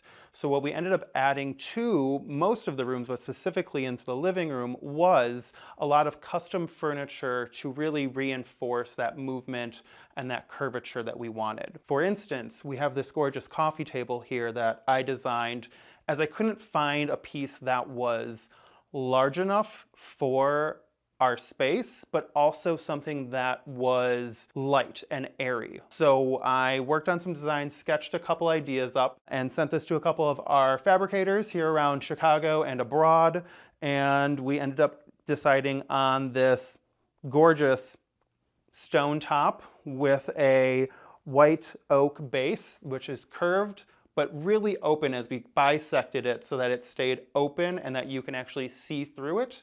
So it kept the space very light and airy. Moving over to this area, again, reinforced the curvatures as we see in the arches with some rounded back swivel chairs that we love, along with a custom pillow from Schumacher Fabrics, which we love, and we did this nice golden fur welting around it. And then as we move into the niche, which are my favorite, these used to actually go all the way to the floor. And as much as I liked that idea, I really wanted something a little bit taller and with some presence. So we ended up building out the base and then creating this more niche moment with this wonderful wallpaper by this British company, Divine Savages, which is just, it's gorgeous, it's impactful, and we paired it with some of these found vases from one of the local shops here in Chicago. As we move around to this area, this is actually the original cast stone fireplace. It had years and years of paint just all over it. All the colors you can think of. And what we wanted to do was we wanted it to really stand out, but also modernize it. So we did this matte paint all over it. Turned out really nice after we sandblasted it and all that fun stuff, and added a matte black hearth to it to really reinforce that contemporary vibe that we were going for. It is one of my favorite pieces in the room. And I really do think that it is something that we talk about constantly, how we were able to salvage some of the original pieces in the space. Above the fireplace, we have this wonderful metallic, it's aluminum, almost like asteroids or meteors, that we really liked, again, the texture and the play of materials that are on this. It has this relief to it and this texture that we just love, but it also brings in this just impactful vision when you walk into the space, because you see the entire fireplace moment, and is one of my favorites. On either side of the fireplace, we have these sconces from Visual Comfort and Company. We wanted something a little bit more simple because we wanted the space to really be focused on the design, the artwork, the furniture, all the other pieces. So we didn't want anything too out there. So we picked out these very simple linear sconces that I think almost resemble candlelight in a sense, which I really do like, more contemporary way. Moving down to the floor, actually, we designed this wonderful custom rug. It's a blend of wool and silk that when we were working on the space, I really wanted a little bit of a juxtaposition. As previously noted, all the curves and rounded pieces in the room, we wanted to bring in more of that linear, more structured moment, and I played with a couple design ideas and really came up with this very grid-like graphic piece in a bold teal color, which I really like because it really just amps up the entire room when you walk into it with all the different colors in the spaces. Throughout each of the spaces, but as you can see predominantly here in the living room, we did choose a palette of more of a primary color, blue, red, yellow, but we did go more towards the jewel tone versions of it.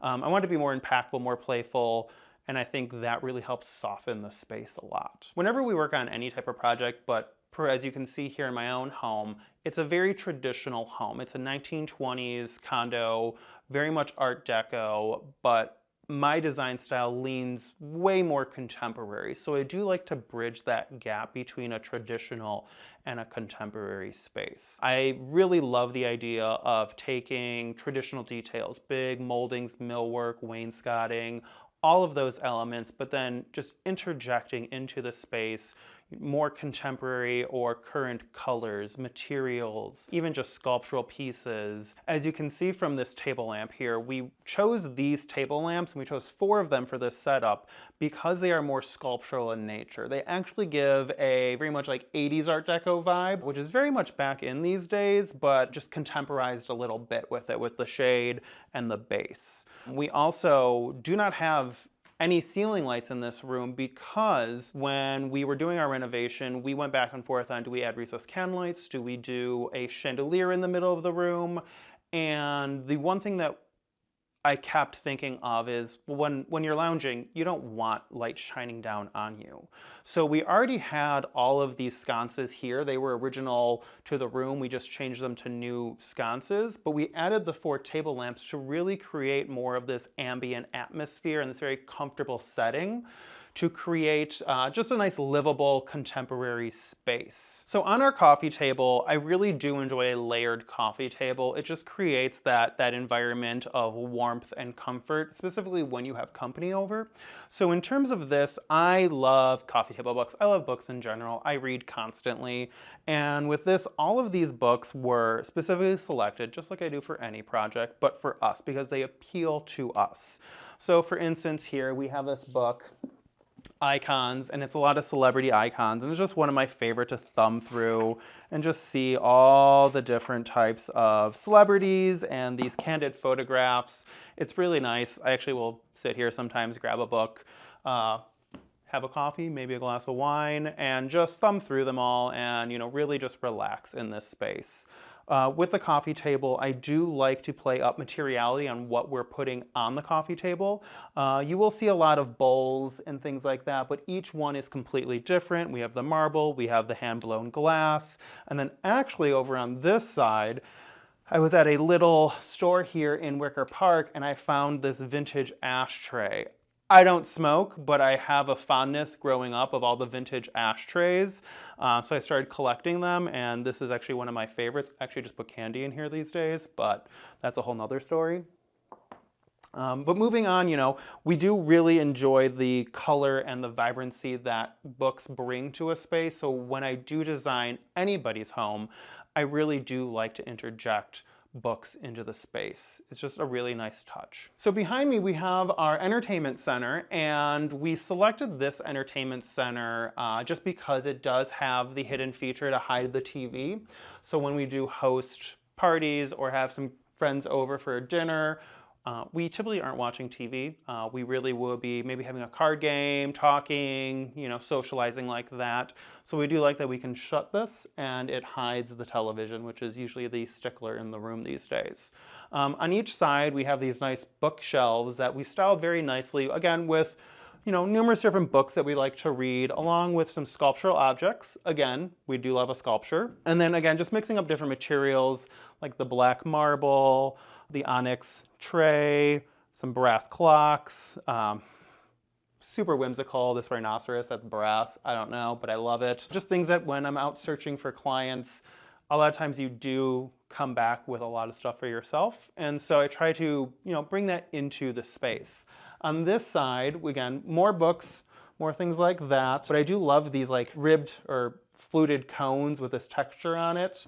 And then again, a lot of design books, but also, you know, the history of rap. You know, we grew up in the 80s and 90s when rap was really coming up, so I do love reading that, learning about the history and all those details. And then of course, a lot of art down here like Banksy and whatnot, one of my favorite artists. When someone comes over and walks into this space specifically, I really want anyone who sees this room to really get a sense of my own personal style and just like the impact a room can have without it being very overbearing. I do love a room that is completely painted the same color and very design impactful, but in this space, I really wanted it to be comfort first and then just movement, how we would use the space. It's the number one space that we are almost always ending our day in, whether we're watching TV, chit-chatting with, you know, a family member on a Zoom call or anything like that, FaceTime.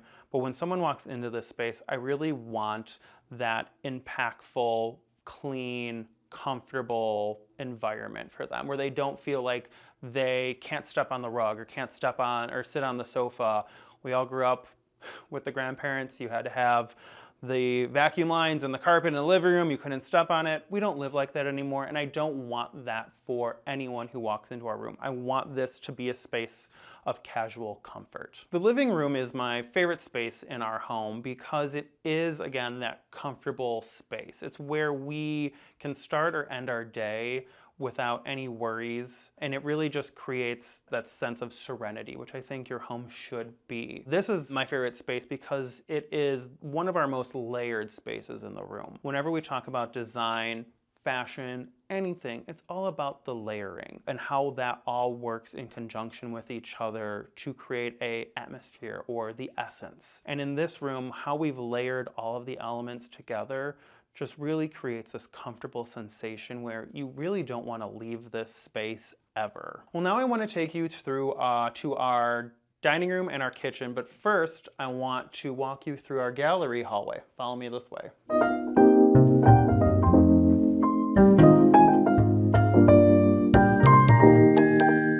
As we move through into our gallery hallway, when we first saw the home, we knew that this 22-foot long, barrel vaulted hallway was going to be a gallery. We like how it bridges the front living space to the back living space, and we really wanted it to be impactful with truly one-of-a-kind pieces of artwork. So on this side, we actually have a triptych going all the way down this side of the hallway by an artist called Nick Thom. He actually has limited print releases on top of full-scale paintings and canvases, but for this specific, we wanted multiples in the hallway. So we actually found these three by him. We reached out to him and was able to get all three custom sized to what we needed for our space. And then we had them framed by a local framer here in Chicago. Most of our artwork is framed by one of our local framers here in Chicago. On this side of the hallway, we have this screen print from 1937. There's actually two of them, and these actually came from our old apartment. I'm a big art collector. I've always been in love with art ever since I was a kid. We have probably more art stacked away in storage units and closets than I would like to admit. I need more wall space. But these are really nice because they are vintage. And we had them just simple framed, and they actually worked out perfectly when we were designing the space to be set over each of these two benches we have for our guests to sit on when they're arriving and departing. Moving down the hallway, we actually custom designed this credenza unit as we needed a little bit more storage. We do have a dog, Leo, and it is really a great drop zone when we walk into the space when we're coming in from a night out or leaving in the morning. This bowl is usually full of our keys and chapstick and who knows what else. It's just a catch-all, but it really is our big storage unit for the hallway. It includes all of our dog paraphernalia, all of his coats, jackets, and then we actually added this curved arched mirror to really ground the whole moment here, along with this bronze table lamp, again by Visual Comfort, to really set the tone and create just a nice ambience within the space itself. On the floor, we actually ended up using carpet tiles. This is from a company called Floor, F-L-O-R, and we use them quite regularly in a lot of our projects. As anyone knows, in Chicago, spaces can be awkward. And we wanted an impactful runner that we could design ourselves and lay out ourselves. So throughout the entire main hallway, we actually chose this pattern, which is almost like a charcoal anthracite with a little bit of a gold fleck into it, just to add movement down the hallway. And it just continues and it keeps going all the way down. And then as we walk into what we would call our secondary hallway over here, we have this, again, wonderful wallpaper that is, again, from Divine Savages. This one is called Crane Fonda. I had to have it when I heard the name. And we paired it with, again, these really gorgeous sconces from Visual Comfort because it had that Art Deco feeling with the fluted glass. We really enjoyed that. On this side of the hallway, we have this one-of-a-kind piece of artwork from one of our art vendors here in Chicago that is very impactful, again, very colorful. I am not afraid of color, but I really wanted something with movement and fluidity within the actual piece. As you can see from the hallway we just walked through, it was the main inspiration for the design of our entire home. All of the main public areas in the home, so the living room, the dining room, the kitchen, the hallway, we wanted to create a gallery feel because we really wanted the artwork, the furnishings, the decor to really stand out in the home. So we really just embraced that truly and created this gallery wall and this whole hallway that was the basis and the starting point for the rest of the design. And that's how we just continued adding to and developing the design of the space. When we moved in, we had this texture throughout a lot of the spaces.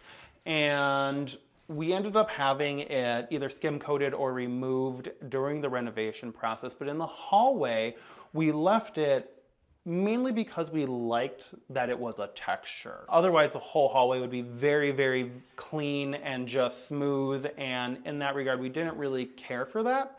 We wanted some sort of detail. And again, it was almost an homage to the original texture that would have been throughout the entire unit. So we left it just in the hallway here as a nice backdrop to all the pieces of artwork.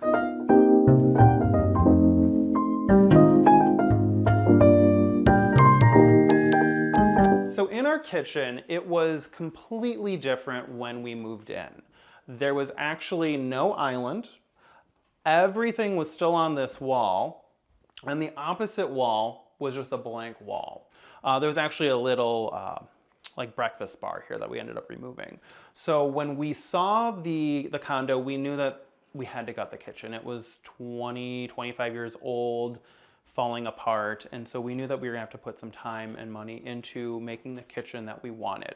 As we moved through the design of the kitchen and how we wanted a layout to be, we kept all of the main appliances and plumbing exactly where they were, shifting, ever so slightly, but we wanted to add a nice big island to just, enforce movement and separation into the space. So in college, I worked in restaurants, bartender, in the kitchen, server, all that fun stuff. And I wanted my kitchen to resemble how a restaurant kitchen ran. So everything on this side of the island is the work zone, and everything on that side, I wanted it to be more of the serving area. Hence why we have these gorgeous glass cabinets with all of our dinnerware and glassware and stemware in them. So whenever we have a dinner party, which I love to cook, I'll be on this side, my partner Michael will be on that side, and I will hand him things off and he will plate, and then we take them to our guests into our dining room. So during the renovation, this room and our dining room were probably two of the biggest changes. These spaces were pretty much gutted down to the studs. We added all new recessed can lights, all new electrical throughout this space because we knew that we needed more light. Originally there was just one track fixture in the middle and it really didn't do this space justice. So as we designed the space, which we have these gorgeous brass pendants along with all the brass accents on all of the hardware with this knurled texture, we knew that that would bring in a bit of a sparkle or a glam, as you may say. But then we paired it with darker countertops. These are matte quartz by Cambria in a black color that we really just loved. And then we actually took that same finish up to our backsplash.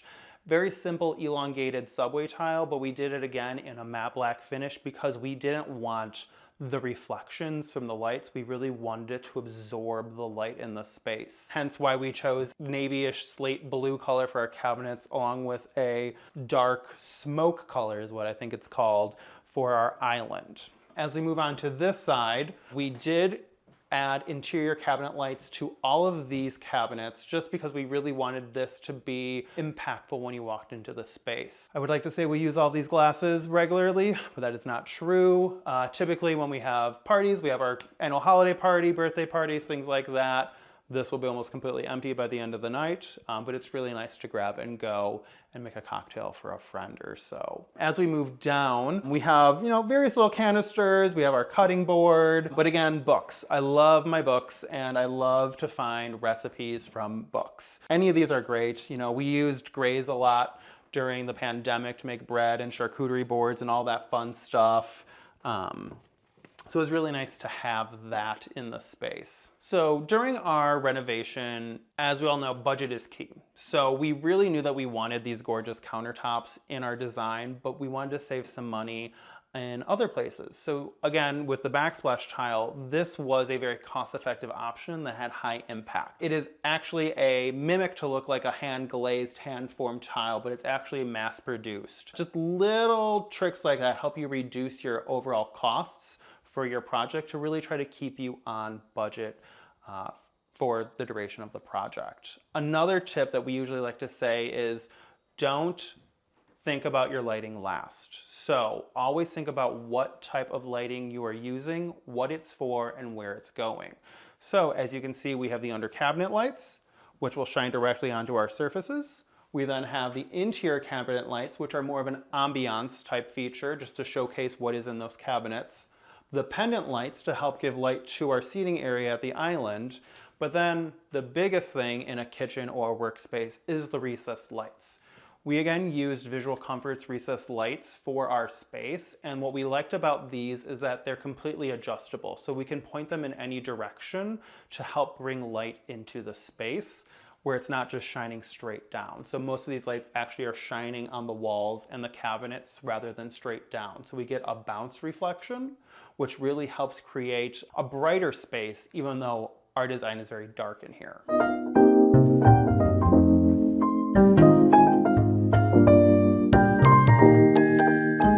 So during the renovation process, we had this space just off of the kitchen and connected to the dining room that we decided to use as a bar.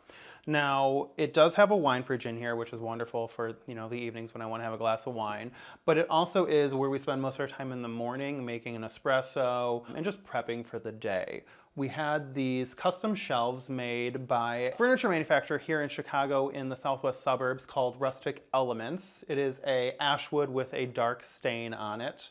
And then we pair that again with a wallpaper from Divine Savages that is cats with martini glasses, because I do like a little whimsy and playful moment here and there. And then on top of that, we just have all of our coffee accoutrements with that, the different types of mugs, espresso cups, things like that. And again, as I like to reinforce over and over again, lots of different books that I thumb through all the time for either a cocktail recipe or just a recipe in general. It's just something that I really like to do, and this space probably sees some of the most action whenever we have guests over.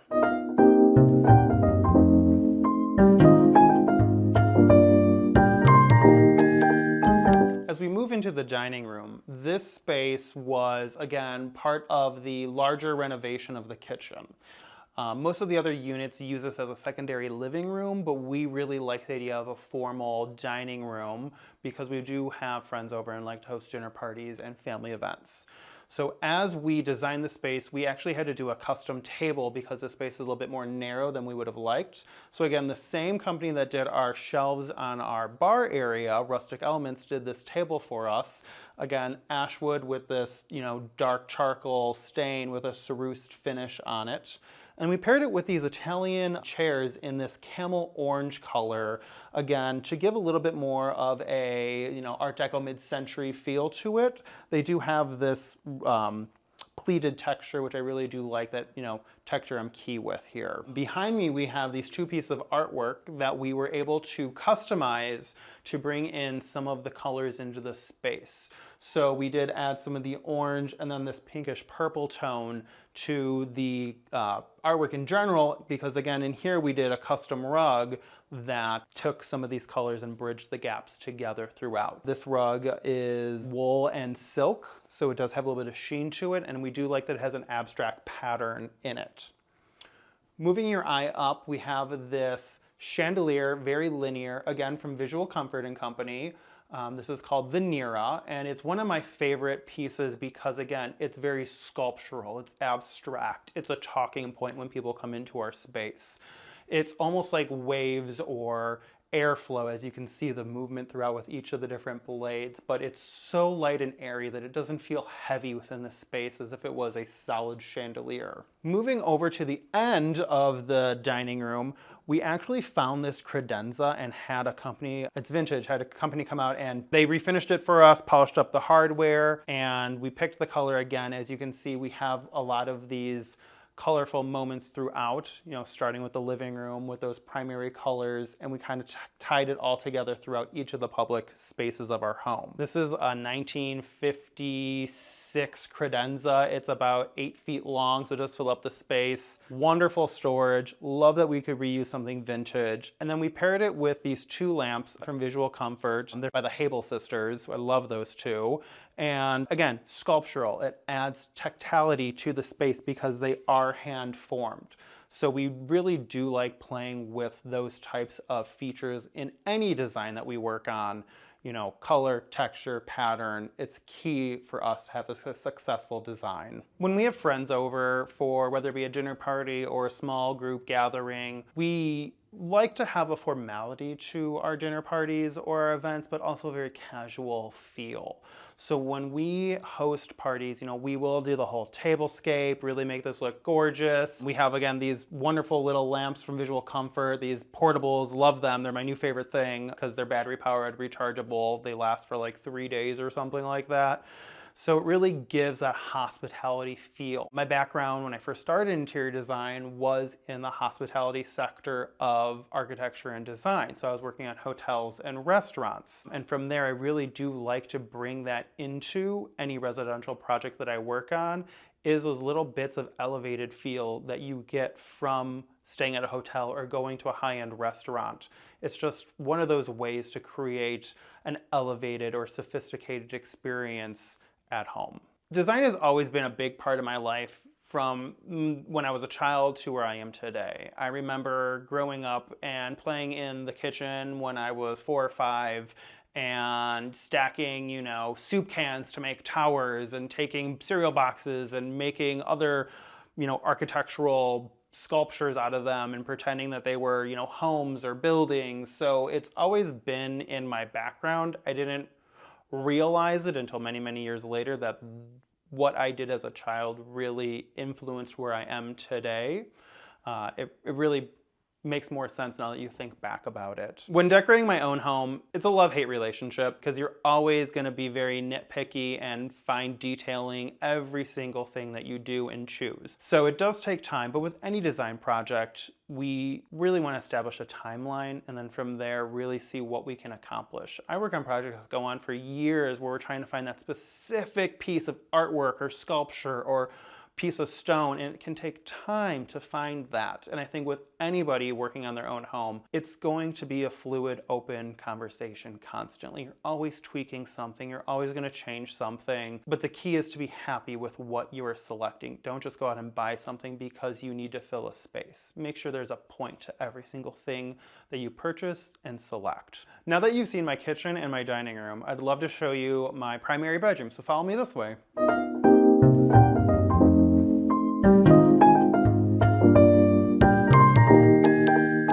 Welcome to my primary bedroom. In this space, when we were working on the design, the size of the room didn't change at all, but we did want to interject a lot of our own personality into this space.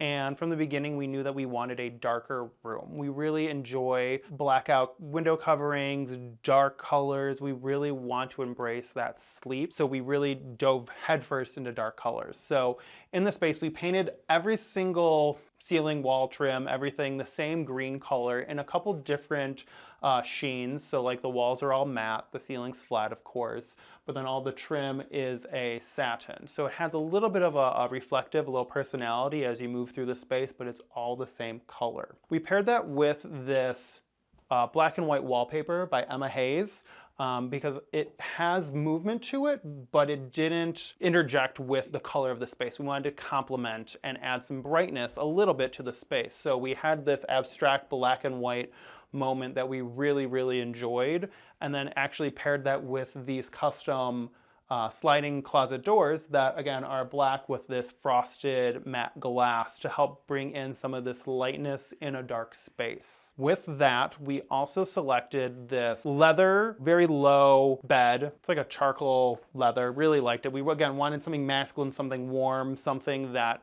really represented us and a restful place. And then we paired that with a lot of these brass tones, as you can see in the table lamps from Hudson Valley Lighting, to the hardware, the furniture, and then this almost like amber or honey colored bedding, which also paired into some other design elements like the window coverings for the windows. We grounded the space with this navy blue, just striated, very simple wool rug because we didn't want anything too impactful because we wanted it to be more grounding. With that, we paired it again with 2 more lamps on this on this dresser from Hudson Valley Lighting. And then this gorgeous piece of furniture here is this chair. It's where I sit most days, putting on my shoes, taking off my shoes, just getting ready. It's the pillow chair at the end of the night.